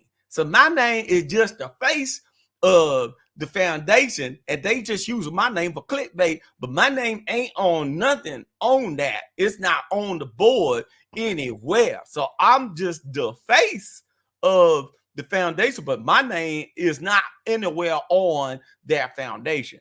And he bought it. Yeah, he did. And once he figured out that he lied, he got mad, and he tried to have her to come back. And of course, she didn't come back, and she left Roland Bowling Ball Martin looking like a complete and utter fool. And I'm like, how stupid are you, Roland? Because you would put politics above one of the most obvious crooks in the entire world. Tiffany Henyard, come on, man.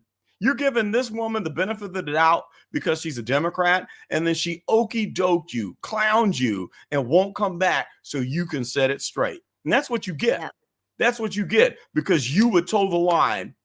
You would toe the line for Democrats before you'll admit something that is just so obvious as the nose on your face, but you would rather defend the party, stand behind party lines. So, but in that video, go ahead. There was something about she was defending the deficit somehow. She was saying something that what they said about the deficit. Well, she said that the yearly budget for the village is $30 million.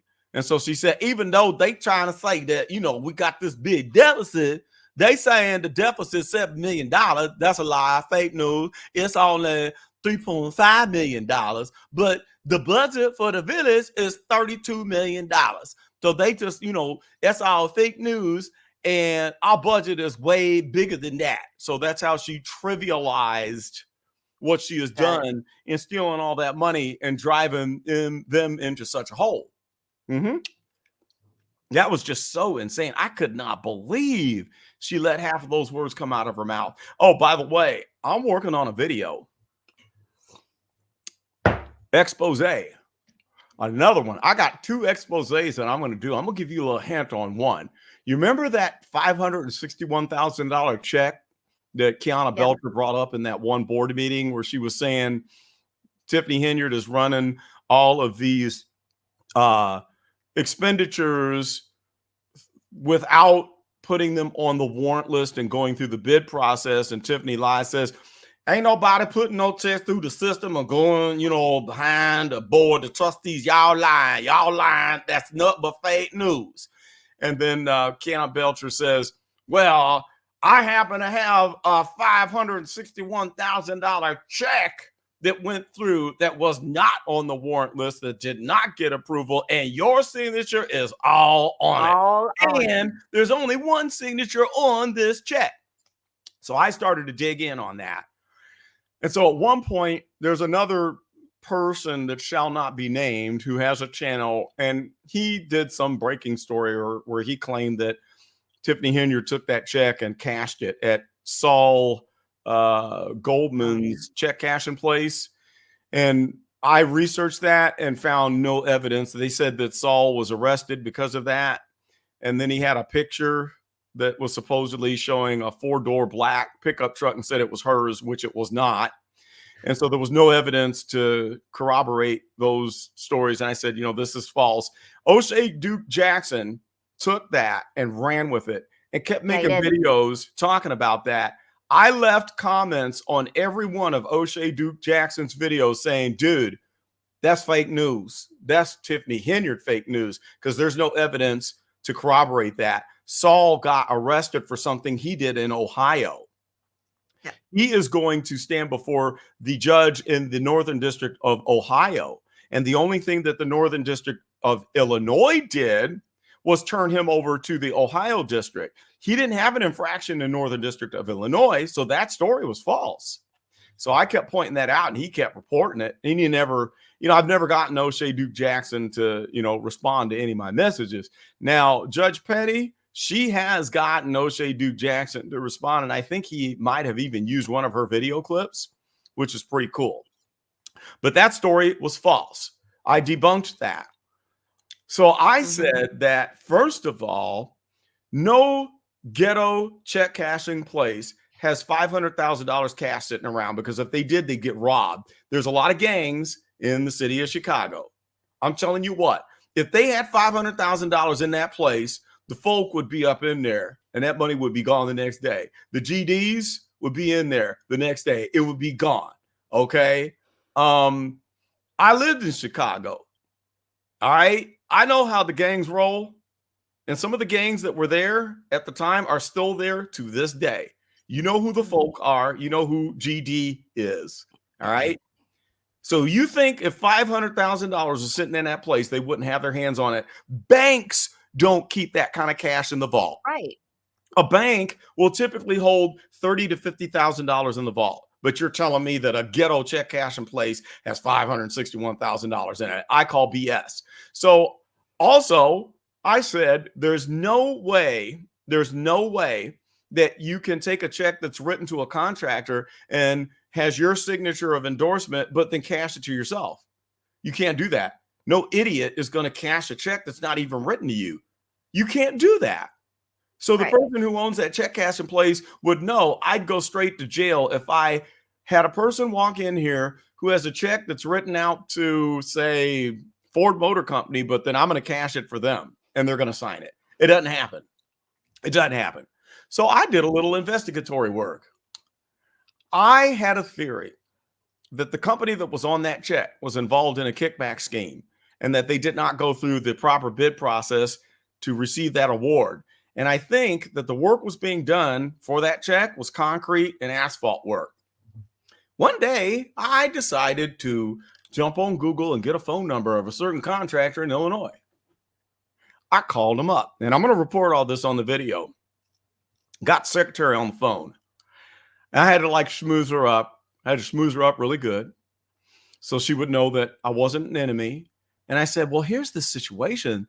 There's a lot of reporting on this $561,000 check that was issued to your company, but it didn't go through the warrant list. And I know you guys are a good company because I've heard that you've got a stellar track record and you do a lot of big road and highway projects in Illinois. And I've never heard anything bad about your company. She goes, yeah, that's right. We're a big, highway contractor. So I said, well, here's the deal. I'm trying to verify that check got cashed because they're claiming that a certain mayor stole that money. And I'm sure you guys would want to know if someone took a check that was written to your company and they kept it, right? She's like, yeah, of course. That makes sense. And so I said, can you find out if this check was deposited in the business account for your company?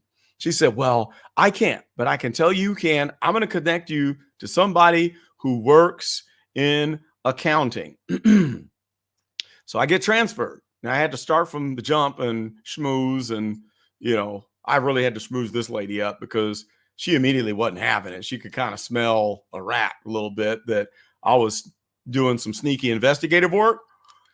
And so once she understood what I was saying, she goes, what check are you talking about? I said, the check that's been on the news. What news? I said, do you know that there's the $561,000 check that we've seen being reported on the news and that Kiana Belcher was waving and showing in a big, widely distributed video on YouTube stating that this check did not go through the proper procedures? And so then she said, as if it were read off of a script, that ABC Construction Company does not get involved in any contract work that doesn't go through the bid process where we are awarded a contract as the low bidder. We only do contract work through the bid process. We don't do anything outside of the request for proposal process. And so I said, yeah, that's what I'm talking about. Yeah. So you could imagine y'all probably would want to know that someone just took this check and stole $561,000 from you guys. So can you check to see and let me know if that check was actually deposited or where that money went, or what bid was this for? Was it tree trimming? Well, no, we do concrete and road work and asphalt work. I said, yeah, that's what I thought, because I think it was the alley program and the sidewalks. And so can you let me know if this check was deposited? And then here it came again. ABC Construction Company does not participate in any contract work that is not gone through the request for proposal process where we are awarded the contract as the lowest bidder. We only do contracts that go through the RFP process where we are the lowest bidder. And I was like, uh-oh, okay. She's reading off of a script. Mm-hmm. I pressed a little bit more, and then she kind of got irritated and got off the phone. Now, what does that tell you? That tells you two things. Thing one, that check was not stolen by the mayor. She got paid, though. Check was deposited by ABC. This is my theory. Just a theory, okay? Could be fake news, but it's a theory. I think they deposited that check into their business account and then they paid a kickback to the mayor. Okay. And I think that they're busted because she also told me, here, get this. This is good. She told me, if you want to see the contract work that we have participated in, you can Google it because all of our contracts are out there on Google. I was on Google while we were on the phone and I could not find anything, no information. I dug and dug and dug. And then even when we got off the phone, I spent an hour. I find no information about contracts that were awarded to ABC Construction Company. Nothing. Hey, John QQ is in the house. What's up, John? Glad to have you here, sir. John, you're going to have to come in sometime as a guest speaker.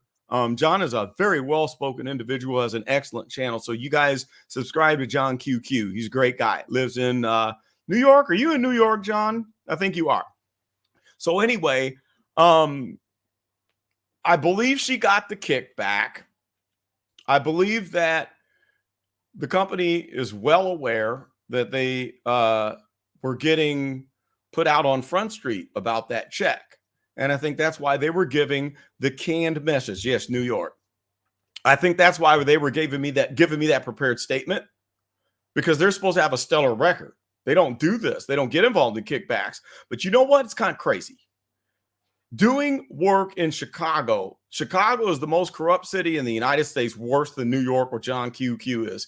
In New York City, it's understood that you're going to have to give kickbacks. It's pay to play. Chicago's worse. So you're telling me that this company is getting a $561,000 bid, best says true, that they're not going to have to be forced to do pay for play when we know how crooked the mayor is? You're telling me that that company, that it shall not be named, has not been involved in kickbacks and cheating and lying? Come on, man. That's exactly what they did. They gave a kickback. Yep, and trying to cover it up. Whenever I am able to get verification that the check was deposited, I'm breaking it out. I'm busting them out. I'm sorry. They're going to get it.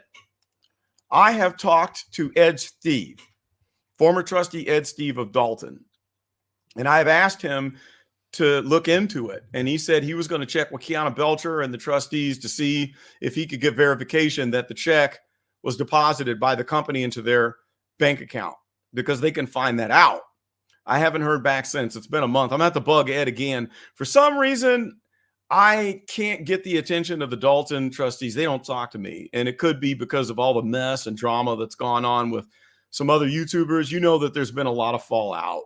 Okay. And I think that their guard is up now. That's what Judge Petty tells me. Her theory is that their guard is up and they don't want to take chances. But I will tell you, Ed Steve and I talk all the time. He's a great guy. And I tell Ed Steve exactly what's on my mind and what I think. I will tell Ed Steve in a minute stuff that I know that he might disagree with, or something that's against something that he's a part of. Like, I've told Ed Steve many times, why are you in the Democratic Party? You need to leave that party. You at least need to be independent. You and all of the Dalton officials need to distance yourselves from that party of corruption. You know, I'll tell him stuff, and we're good friends, and he'll hear me. You know, I can tell him anything. John says the Lori Lightfoot report is due next month. They ought to be interesting to find out what Lori was able to find out. Yeah, that's going to be big. I will be following up on that. And so anyway, the point is, you can't trust Lori Lightfoot? Huh? You know, you can't trust Lori Lightfoot. I never understood that. They brought her back like she's gonna bring the hammer down. What? Well, they hired her as an attorney and investigator. She is completely untrustworthy. Not as a prosecutor. Yeah. Here's the Gelman amnesia effect again. If you've done something wrong, because we're just in this era. Like, maybe 5 or 10 years ago she could be trusted as a prosecutor, but you've ruined the city. Then Brandon Johnson is at the helm. Mm-hmm. You were terrible, but I'm not at a point where I'm ready to believe Lori Lightfoot is going to be on board about anything. Unfortunately, many people take your point of view on that. Lots of people who I've discussed. I've gotten a lot of heat on the channel for my stance on Lori Lightfoot. I want you to watch. I might send you a couple of the links to some of the arguments that I've made about this. And then I want to get your response to that. We'll have to go live and discuss it. Lori Lightfoot was one of the worst mayors. Brandon Johnson has perfected that. Lori Lightfoot, by the way, is from Ohio, not far from Caroline. Lori Lightfoot is a year or two older than my wife. They went to high school together. Lori Lightfoot was good friends with my wife's first cousin, Allison. And that family was very well-to-do, articulate family. It's kind of shocking the way that Lori Lightfoot acted as a mayor, and some of the things you see that she said and did in videos doesn't match her upbringing and how, the family standard of, what's the word? The standard of values, morals, whatever. Well, anyway, watch the videos. I'll send you the certain links, and I'd love to hear your reaction to what I say about Lori Lightfoot. All right. Yeah. But I'm admitting that everything you say in your response to that is correct, but I've made a few points and I let the trustees have it about Lori Lightfoot when they picked her. I called Ed right away. I was like, Ed, what are you guys doing, dude? Lori Lightfoot, if you guys lost your freaking mind, what is going on? And so he told me, you know, the reasoning. And then after a few days of that, and I started doing some videos, and, you know, I could kind of see where they're coming from.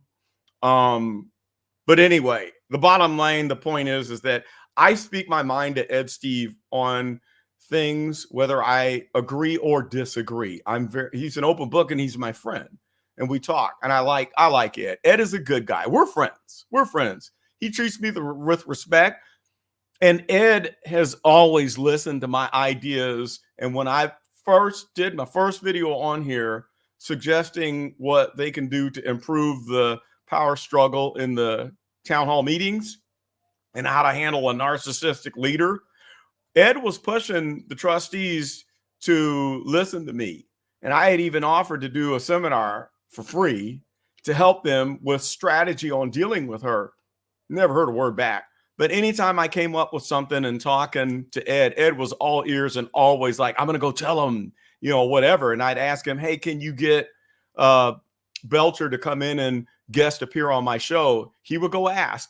But I've never been contacted back by the Dalton trustees. They don't talk to me. Okay. I think it's about to happen in Oakland. He'll be the first one. When the Shang Tao thing is like really heating up, and they're gonna figure out what she's got going on. So yeah, it's going around. What are you gonna do? Oh well. Anyway, my point was from before the point. The $561,000 check, I asked Kiana Belcher to dig into that and give me confirmation so I can bust this out. But I can't really bust it out the way I want to do it until I have confirmation that that check was deposited. I need that one bit of information.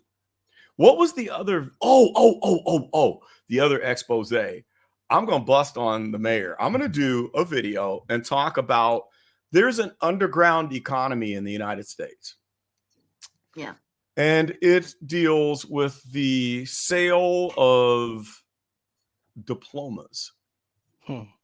You can be, you can get a bachelor degree, a master. You can be a PhD in anything you want to be for a price without cracking a book. There are cheapskate universities who will give you a degree if you pay the right price, and they'll say it's your life experience. You know how when someone gets an honorary, Eric and I have a cousin that is the most medaled athlete in the history of the world, Caroline. She's famous. I don't say her name because our family is uppity and snotty, and they don't like, certain people don't like family talking about family because they don't want their family talked about in public, and they want to keep that private, and yada, yada, yada. And they're snotty like that. But I love them. But we have a family member. Eric has another cousin who is closer to the age of my oldest son, that is the most medaled athlete in the history of the world. Okay. A famous athlete. And she was honored by a very large university that has credibility on the East Coast, and was given the title of honorary PhD and spoke at the commencement. I mean, it was like, wow. And, you know, she killed it because, like, she had it's funny that when she has her professional voice, she sounds like my aunt, who is her grandmother, and my first cousin, who is her mother. They speak very eloquently. Okay. And we have a lot of educators in our family. And, my mom was a teacher. My aunt was a teacher, who's her grandmother. I got tons of teachers. My uncle, who was her grandfather, a principal and teacher, lifelong educator. So we're a real, like, educated people, and we speak well, and we have a certain air about ourselves, right? And so they gave her the honorary doctorate degree, and she gave the commencement speech. It was pretty amazing. But we know that, all right, so this is, you know, really it's advertisement for the school, because you got this top-rate athlete that did things no one in the world has ever done. So you honor that person, which lends more credibility to the university, but the university will say, based on the life work you've done, we're giving you this honorary PhD. But when you take it to a lower level, You got cheap schools that will say, we're going to give you a PhD and we can base that. We can evaluate what you've done in your career. And then you pay this price and then you get the degree. Then you can go to the lowest level where you don't have to show anything. You just pay this price and we're going to make you a PhD from this false university. And we're going to give you all these records. And then you're going to run around and say that you're a PhD. My daughter has a friend who is a PhD, but she wrote a book, a PhD. And this book sounds like gobbledygook, almost as bad as Tiffany Henyard's English, but she's a PhD. Terrible. She claims to have defended her thesis, which was nonsense, claims to be a PhD, but she makes no sense at all. And she's unemployed. And the book that she wrote, this book about her life and psychology and trauma, it makes no sense. It's like, okay, were you high when you wrote this or on some type of a drug? No one bought the book, but she does events and calls herself this PhD. And I almost said her name. I'm glad I didn't say it. But I 100% don't believe her. And I know that that degree is fake. There is an underground economy of institutions and individuals that provide fake information and fake degrees. So the mayor of Dalton claims to have gotten a bachelor in 1 year online, mosquito, in 1 year in an accelerated program. But she can't say allegations. She says allegations. But you got an accelerated degree? Hello. So I did a little digging.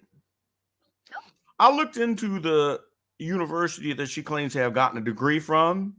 And as a matter of fact, I'm going to play this clip. I've got a video right here where you hear her say something that is one of the most ignorant things that I've ever heard in my entire life. I'm going to go to my folder where I've got all of my YouTube stuff, my Geopolitical folder. Let's see here. Where is it? Click here. Okay, here we go. I'm getting there. I'm going to play you this video clip, and I want you to listen to what she says because it should come through my speakers. All right, I'm going to go. Is this her on Roland Martin? No. Oh. This is from a meeting, a town hall meeting, where she was trying to say, I'm going to have to educate y'all. Since y'all don't understand it, let me educate y'all. I'm going to have to educate you on this. Y'all think because I'm younger than y'all, I can't educate y'all on Learn that. from me.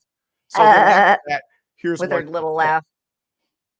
Okay, I go to clips. I got to go to video clips and Tiffany Henyard.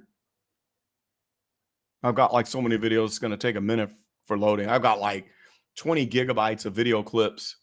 All right, here we go. Now let me organize it. And there it is. All right, I'm going to play the clip. It's 12 seconds long. Listen and tell me if you can hear what she says here. Here I go. And it's loading.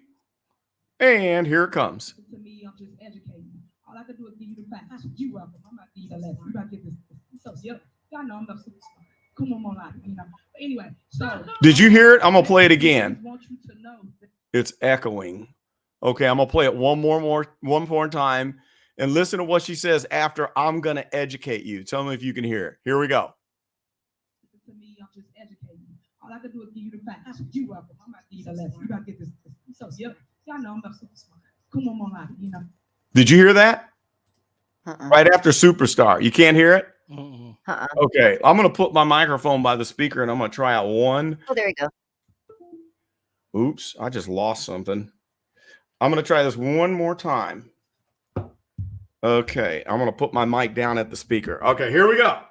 I'm going to press play and listen to what she says right after I'm a superstar. Here we go. Anyway, so no, here it is. Come on, you know. Did you hear it? There it was. I'm gonna play it again. So y'all know I'm not super smart. Come on, you know. But anyway, come on, did you hear it? Did she say "come on my live"? No. Come on. She said "Kumo Mo Lottie."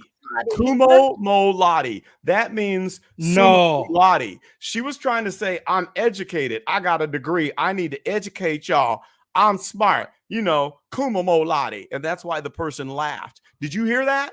Kumo Mo Lottie. Maybe it's just because I'm on a live stream right now. I thought she said, come on my live. Yeah. But She said Kumo Mo Lottie. How insane is that? I've got a song that I created using AI that commemorates that moment. I'm going to see if I can dig, because I don't remember where I put that. So that was worse than her Alizé clip.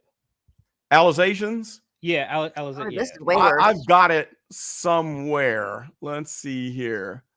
Man, I'm going to have to just run a search here. Let me open up a window, and I'm going to have to just like do a search. Says I've got it somewhere. I've got a bunch of songs that I made because I featured this on one of my videos. It's at the end of on the tree trimming video. I had some songs that I created using AI. And I also had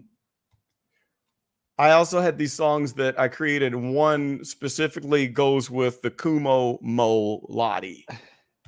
So how ignorant do you have to be that you would sit there as you're telling people that you were educated to say that you graduated Kumo Mo Lottie?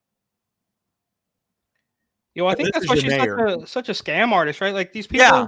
Yeah. And she's the mayor and the Thornton Township supervisor, lying to everybody's face, saying that you got a degree in 1 year in an accelerated program.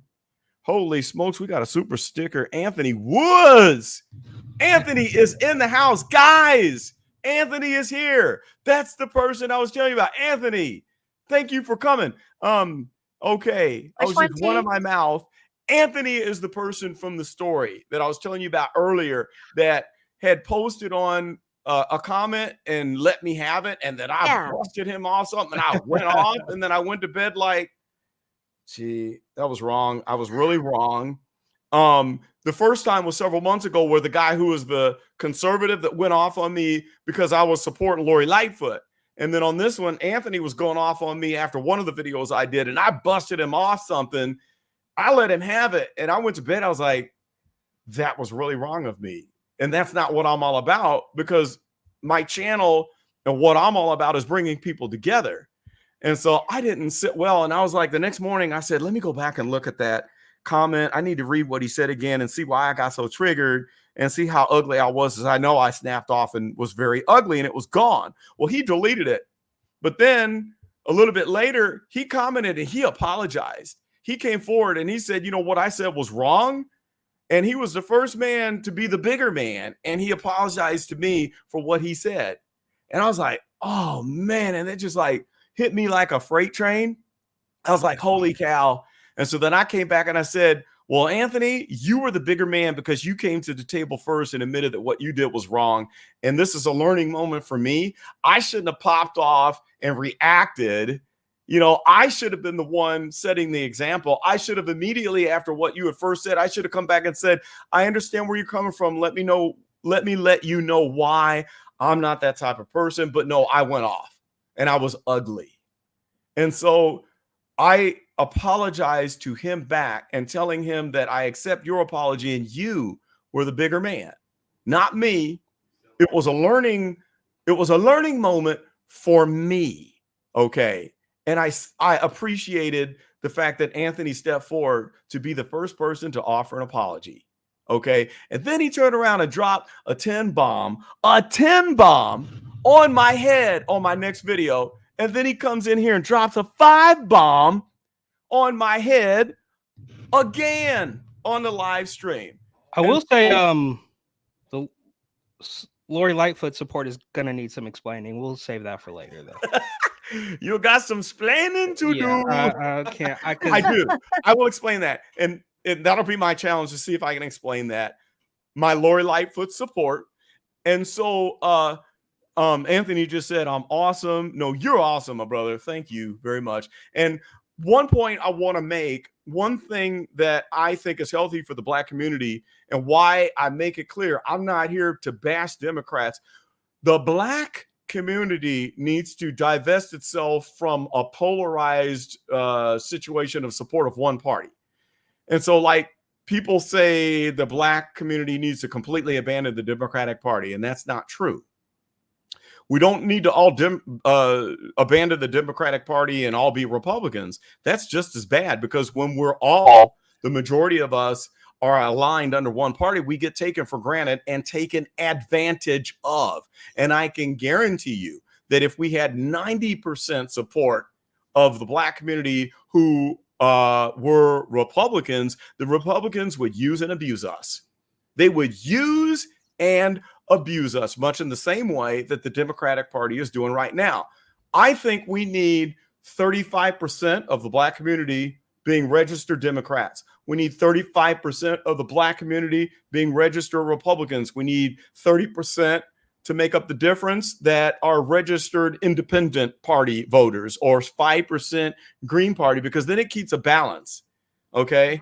Because then we keep each other in check, and no one party can abuse the privilege of having the majority of our support. And so that's why I say that I appreciate having people come in that have different views. Like, I have a different view. And even upside down, where I'm sitting here saying that I'm in support of the Dalton trustees utilizing Lori Lightfoot, Eric doesn't agree with that. And I'm glad to have my own flesh and blood cousin right here who disagrees with that, because then we can talk. And you know what? We bring more ideas to the table when we come from different cultures. Like, okay, Caroline being maybe Caucasian, you know, and I'm assuming that. Well, actually, I tend to think that Caroline, do you have Native American in your blood? No. Really? One. I was a blonde-haired, blue-eyed child. This is natural hair color, believe it or not. Can't see the gray in the camera, but you need to like do a 23andMe, because I swear to God, your eyes, your nose, and your mouth, you look like a Native American. Do I? Yeah, I got Native American friends. I swear to God, they've got like all of your features. Nice. I feel like that's something that maybe you should look into. Do that 23andMe. I might. Yeah. Nobody in my family's ever done it. I've never done it either. I will say, just unfortunately, I'm at a, like, you're much nicer than I am. Like, I'm not doing this anymore. Okay. We're not. I think that's what got us into this problem, is that there's like a little bit too much capitulation. Oh, you know, like the Overton window is shifted completely. It's all out of whack. And no, not doing it anymore. Put my foot down. We're snap out of it. Guys, we need you. We're not doing this like tepid. It's over. Now, Eric, when I was your age, I would say that I had your same exuberance, and I was way more obnoxious about my political beliefs. And now that I'm older, I'm more, what can we find in common? No, bro, when you you were my age, there wasn't a subset of people castrating children. Well, yeah, you're right. You're right. I'll give you that. Yeah, it's a different situation right now. And once again, I'll say it again. These Democrats ain't your mama and your daddy's Democrats. Exactly. Anthony, I don't know if you were here when Caroline was saying that, like, up until, what did you say, 2008? 2008. She was a Democrat, right? But then she noticed one day that the values that she had as a Democrat weren't being held by the Democratic Party. And it's like those values got supplanted to a different party. And so I was talking about how you have a party and allegiance to a party, but they changed their beliefs. It's just like how in 1865, it was the Republican Party that were the abolitionists. And now the Republican Party is the one accused of being the racist. In the 1960s, the ones who were fighting against integration was the Democratic Party. The party of the Ku Klux Klan in 1865 was the Democratic Party. There's an individual, if you do your research, and this is interesting, Albert Pike. Type in the comments if you know who Albert Pike is. There are certain individuals who are watching who will know exactly who I'm talking about. Albert Mackey is another name. There are certain individuals who are watching this chat who will know who that is right away for certain reasons. Albert Pike, Albert Mackey. They're going to pop up here. Somebody's going to pop up and they're going to say they know who they are, and there's a reason why they know. Well, at any rate, during the time that the nation was being formed, there was no such thing as police. And then we had the sheriff's department that started. And when you do your research in history and find out who it was that was behind the formation of the sheriff's department and the symbolism that we see on sheriff's departments today, has a congruence with a certain group of people that you would be very shocked to find out. And when I say Albert Pike in 1865, you'll scratch your head saying, Now, today, the Democratic Party is the party of black people standing up for oppression. Well, it's supposed to be, and it's kind of not. 20 years ago, yeah, it was. 30 years ago, it was. My dad's Democrats was definitely the party of, say, standing up for blacks. So things changed and shifted and moved. So you've got a Republican Party, a Democratic Party, and then they're changing values, and they're doing this. Okay. And so what used to be the values that went to this group is now floating over into other groups, and it's changing constantly. Yep. And that's why I can't give allegiance to any one party, because I want to give allegiance to my values rather than a party. I don't want to be bought. People who run for office, public office, are bought with a price. Power and money corrupts. It corrupts. But anyway, the Albert Pike, I could take you down a deep rabbit hole. And I'll let Caroline and Eric, I'll let them Google Albert Pike. That's your homework assignment, youngins. You're going to research who Albert Pike was, and you're going to come back and tell me who it was and what organization he was a part of. I have a tab open right now. I want you to tell me, and don't say it out loud, because everyone else are going to have to do their own research. In fact, I'm going to give you 2 questions. I want you to find out what 2 organizations Albert Pike was associated with. So when you start taking, somebody said it. I told you. Somebody in here is going to know exactly what I'm talking about. There it is right there. Read it in the comments. Yeah. Yeah, but that's a big, deep rabbit hole. Let's get back to Tiffany Henyard and the fake degrees. Somebody up here said Robert Morris University. That was it. That was where the fake degree came from. And I'm supposed to be looking up the Kuma Molati song. Guys, I got to find this song. I've got to find it. I made this song and it's hilarious. I mean, you're going to die laughing when you hear this, if I find it. I'm going to go to my music folder where I got all of my music stuff. And I'm going to see if it's here while we're talking about this. So I'm going to do this video where I expose the underground of fake degrees. I made a phone call to the university that was just mentioned, and I'm going to report to you what I found out. And there's a couple other individuals who are researching this, and Judge Petty can tell you who one of them is because she put me in contact with him. And we are going to share the results of what we found. And I'm still looking for, let's see, there's my music folder. Maybe it's in my mixes. Gosh, where did I put those crazy songs? I don't know where I put those things. I'm still looking. But I'm going to report to you what I find out. And I'm busting it out. And that could be my next viral video that gets attention, like the tree trimming thing was. And I'll tell you what, it hacks me off that she would brag about a degree and be stupid enough to say that she graduated Kuma Molati. And here's can you send me the tree trimming video? Yeah, I will send you that. Dang it, I don't know where. Because there was like a whole thing about how, like, you know, a bunch of YouTubers were like making big money and getting all these ad revenue from doing dozens of Tiffany Henyard videos, and it became like a whole thing. I, however, am going to focus my time more on Mayor Shang Tao of Oakland. That's good. That's gonna I'm be. so into that. You need to bust that out. You should be able to, once you tap into that and connect with the people. Eric, here's a bonus tip, and this is for Caroline too. I'm going to be teaching and helping Eric and Caroline grow their channels. In reality, if you want to join this, if you're still watching, I'm going to be teaching a specific group of people how to grow their channels and bust it out. One way that you can break out, like seriously, by covering Mayor Tung Chao Chin. What is it? Oh, that was racist. That was terrible. I just said Tung Chao Chin. Shang Tao, yeah. Shang Tao. Yeah. Okay. Shang Tao.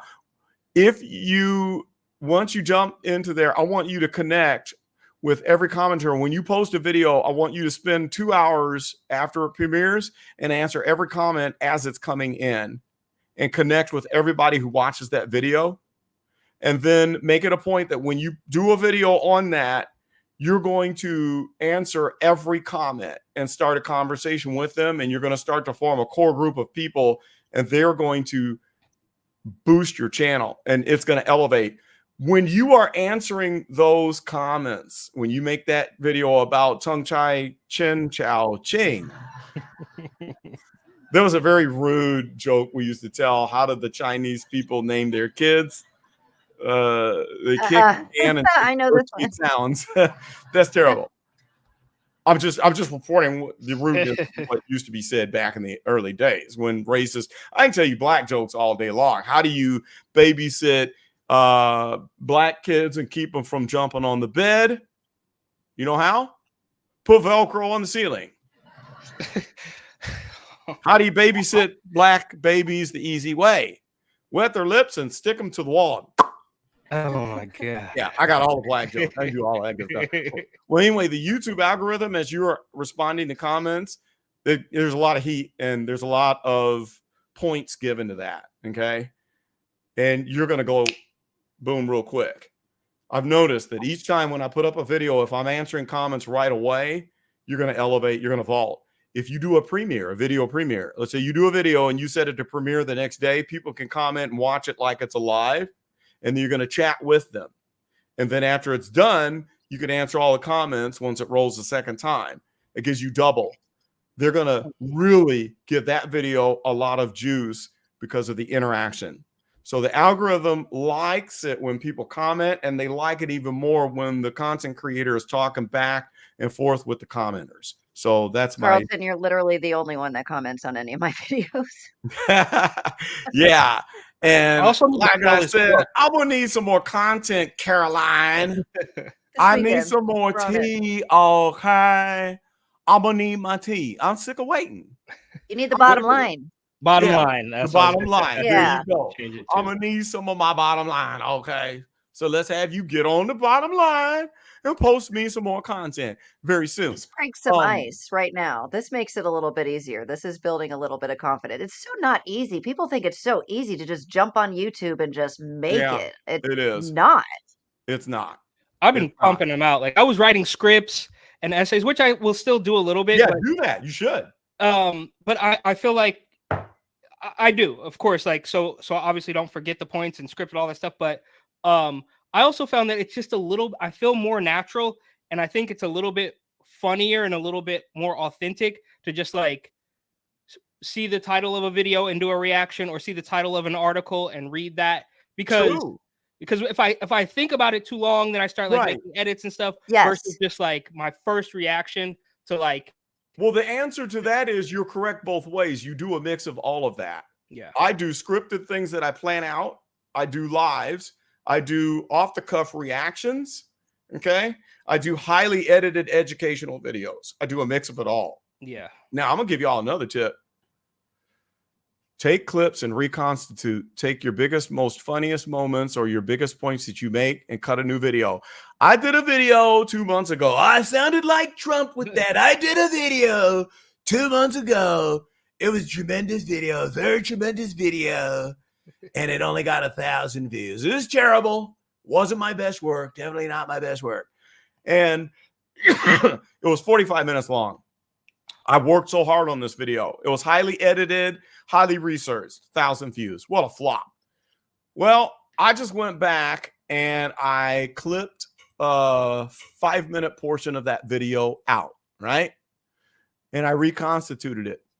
And You're that doing shorts, a lot of shorts. Well, I'm starting to do that. I've got a few, and that is another good thing to do. But this reconstituted clip that I took the 5 minutes out and edited a little bit, it got 5,582 views and 164 comments.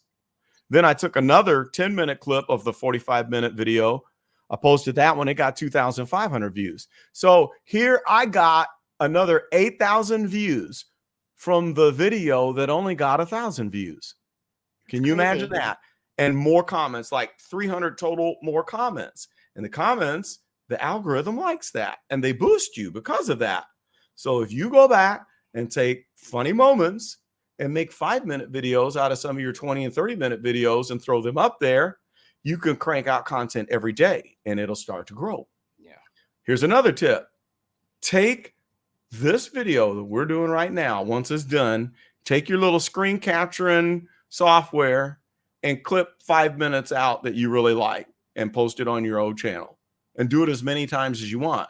Free views. And as people comment, answer those comments, you're going to get a lot of credit from the YouTube algorithm. It works. Hold on. John Q says you got to check out a video on YouTube called The Oh yeah, by Myron C. Fagan. Okay, John, post a link to that if you can, because I want everybody to see that. Yes, that's a good video. And you know, there's some people, just like how when I talk about deep state and they say it doesn't exist, there's people that say the Illuminati doesn't exist. I'm a Masonic history expert, okay, and I'm sorry, but it does exist. All right. It's a part of a secret society. The Masons are woven into the history of the United States. The Masons are woven into international espionage. The Masons are woven into how the 3-letter agencies work. All right. That's a rabbit hole I can take you down a deep dive on.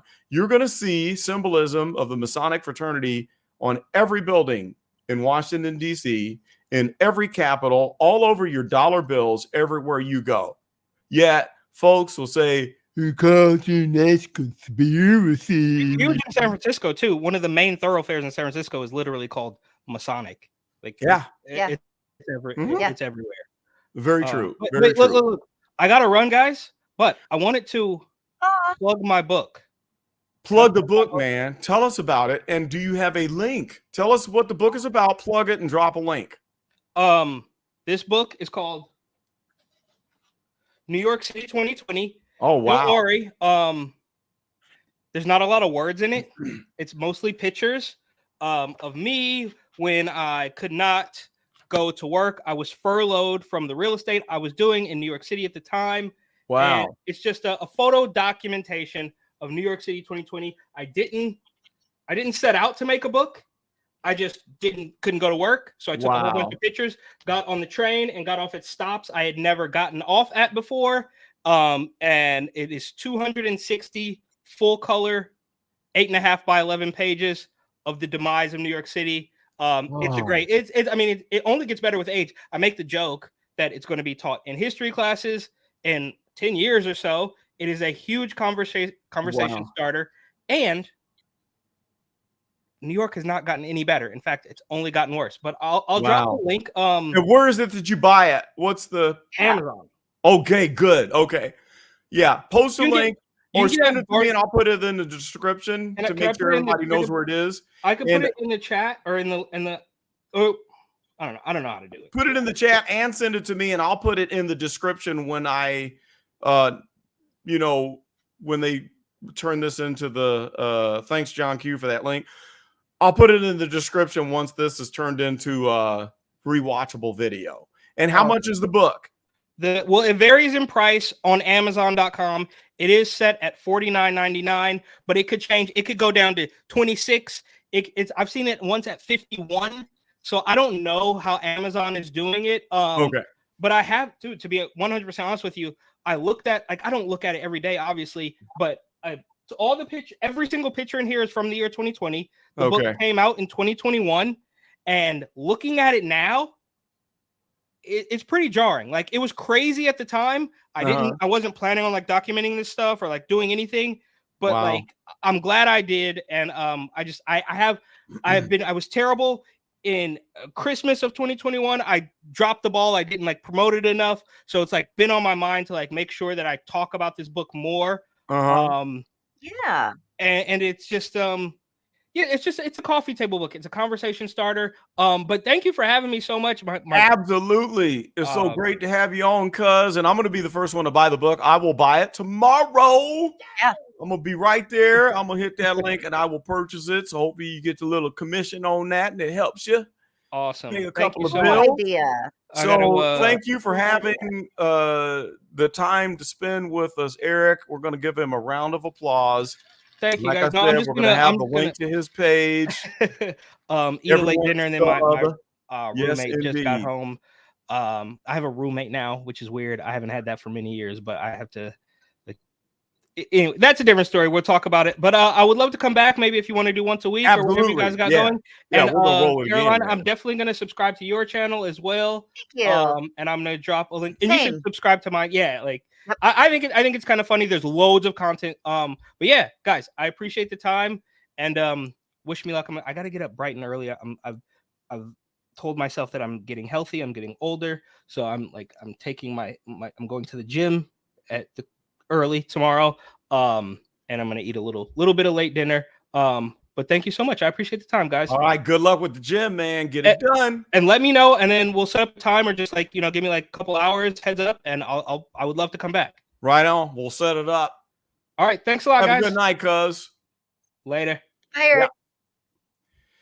Yeah. That is cool. You know what? It's like so cool. I have not seen Eric in person. It's been years because Michelle, really? his mom, she grew up in Detroit. She's my first cousin, and she moved to California like years ago. And so she had Eric when she was in California. And so it was only once in a blue moon when they would be back in Detroit at the same time that my family was going up to have Thanksgiving. So I have not seen Eric in person since he was like 10, 12 years old. Oh, wow. Yeah. Yeah. Wow. So it's always long distance relationship. Yeah. But Eric was kind of a prodigy golfer. He was playing golf from like a very early age. And it's because of my uncle, who is his grandfather, my Uncle James Stanbro, who was a lifetime accountant. And he was the fun uncle, the favorite uncle that whenever we would go to Detroit, he would buy us stuff. He would take us to Cedar Point. He would take us to the Boblo boat. He would take us to see the Detroit Tigers. He would take us to the Lions games. He would just do everything for us. He was like that uncle that would just pull out the pocketbook and go bananas. I mean, just completely bananas. And we just loved him. And he had this laugh that you would never, ever, ever forget. And so he had a son who was my first cousin who died of cancer. His name was Corky. And Corky had the same laugh and even more animated. And the two of them, I miss them so much. But Uncle Jim played golf and cousin Corky played golf. And they were the ones that inspired Eric to play golf from a very young age. And Eric was really, really good. So wow. Yeah. We sprout out of yeah. So it's great. And then my sister had just told me a couple months ago that your cousin Eric has a YouTube channel, and my sister, who is a Democrat, and we always fuss, she doesn't appreciate my politics.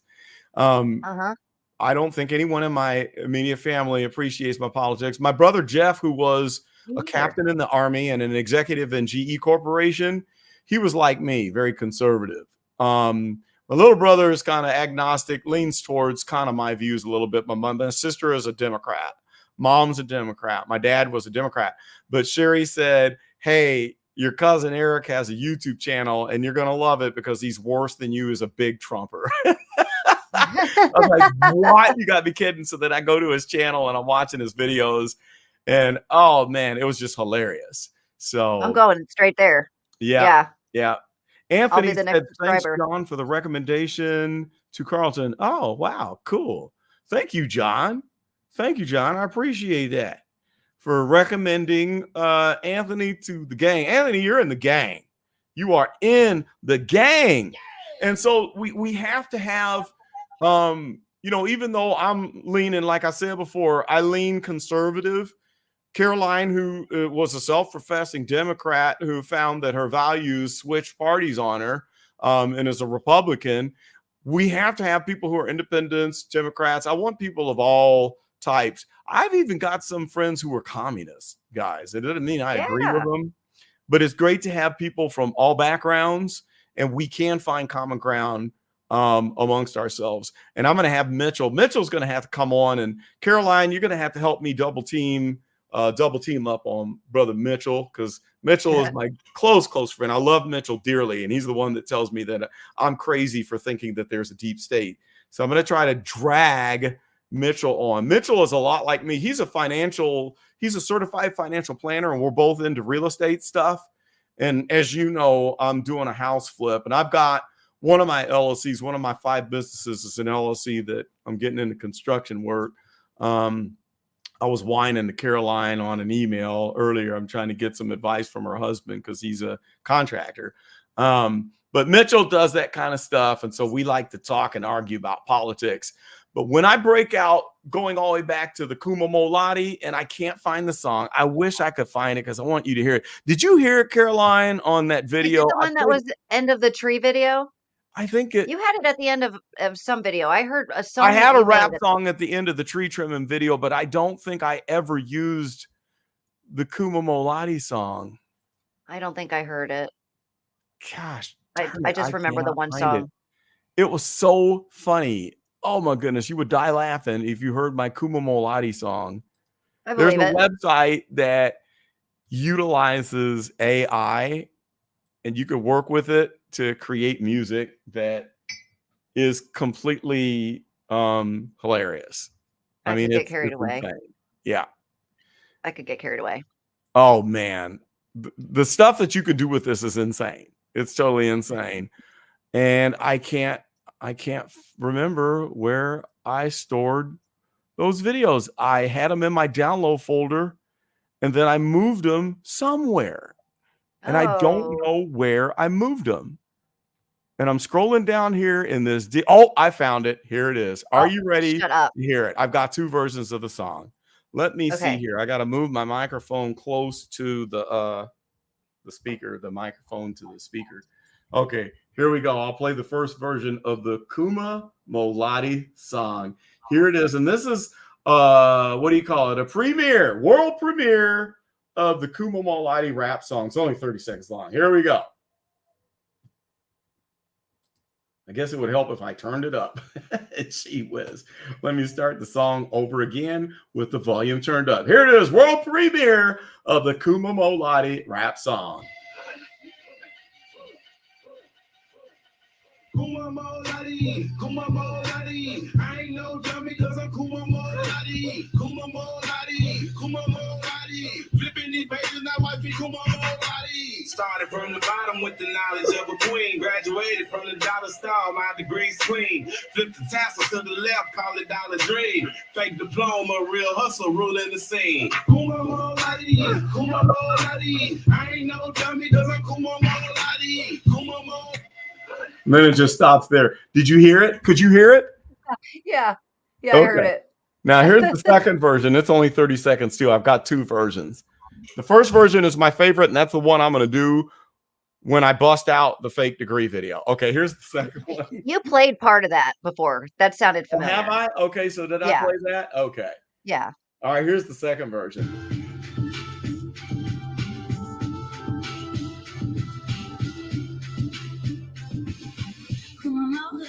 Kuma Molati, I ain't no dummy because I'm Kuma Molati. Kuma Molati, Kuma Molati, I ain't no dummy because I'm Kuma Molati. In the trap, flipping out like it's bricks, yeah. Diploma status, got it for 6, yeah. Hit the dollar store there, the fix, fake degree in my mix, no risk, playing the system with a twist, A. Call me a scholar with a wristwatch list, A.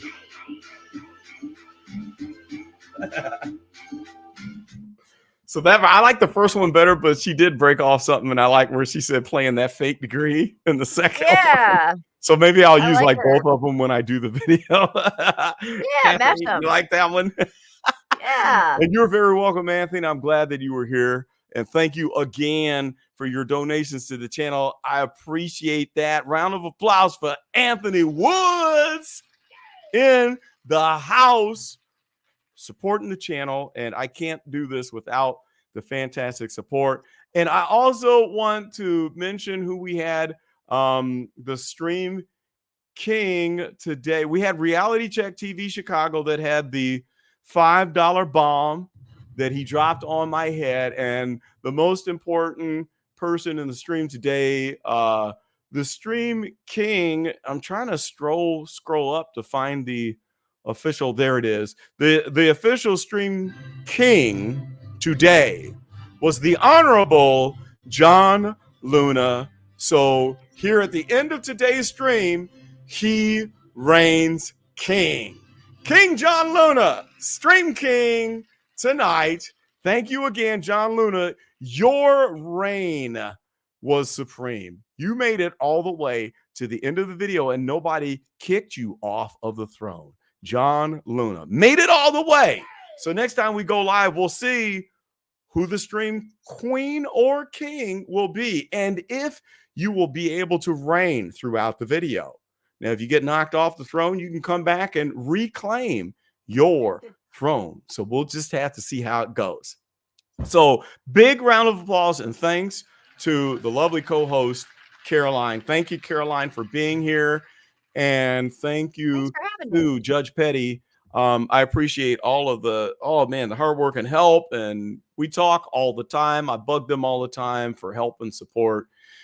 And I couldn't do it without such great support. So I appreciate you. So we're going to call it right here. And Caroline, is there anything you want to say? Any parting words? No, I got nothing. Thanks for having me. Well, there's one thing that you should say. One thing that you need to say. Subscribe to your channel. Subscribe to my channel. Except it's not really interesting yet. It's very interesting. It's good. I tell you what, everybody go watch all of Caroline's videos and then comment on there if it was interesting or not interesting. And we're going to see, we're going to have a contest. I'm going to bet you 5 cents, Caroline, that more people say your content is interesting than those who say not interesting. Would you like to take me up on this bet right here and right now? Yep. Okay. Throw your hand out. Let's shake on it. All right. That's a bet. Who's going to win the 5 cents? Of course, we know I'm going to win.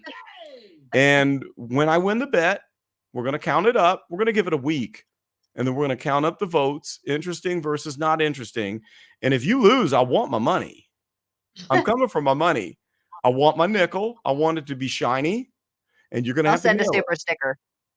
Well, I'm going to go ahead and say I want the cash. I want the cash. If you lose, I want cash. You're going to have to mail me. It has to be shiny and it has to be a real nickel. And when I get that nickel, I'm going to post it on my wall. I'm going to say, this is the nickel that I won from the bet that Caroline lost. Okay. So you better come with it. You better hope people don't find your videos interesting because I'm coming from that cash. I'm not too worried about that. Yep. We will see about that. So everybody go check out Caroline's videos, post, and help me win because I want that nickel. I want that shiny nickel. I got to post it on my wall. I'm hanging it up. I'm going to put it on a plaque, a piece of wood. I'm hanging on the wall. So everybody, thank you for being here. And with that, we're going to go ahead and click that end stream. I've got to go to the body shop and do some actual work. So we're going to chop it up again very soon. Thank you for being here. This is Carlton with the Geopolitical channel. Peace, everybody. Have a good night. Bye, guys.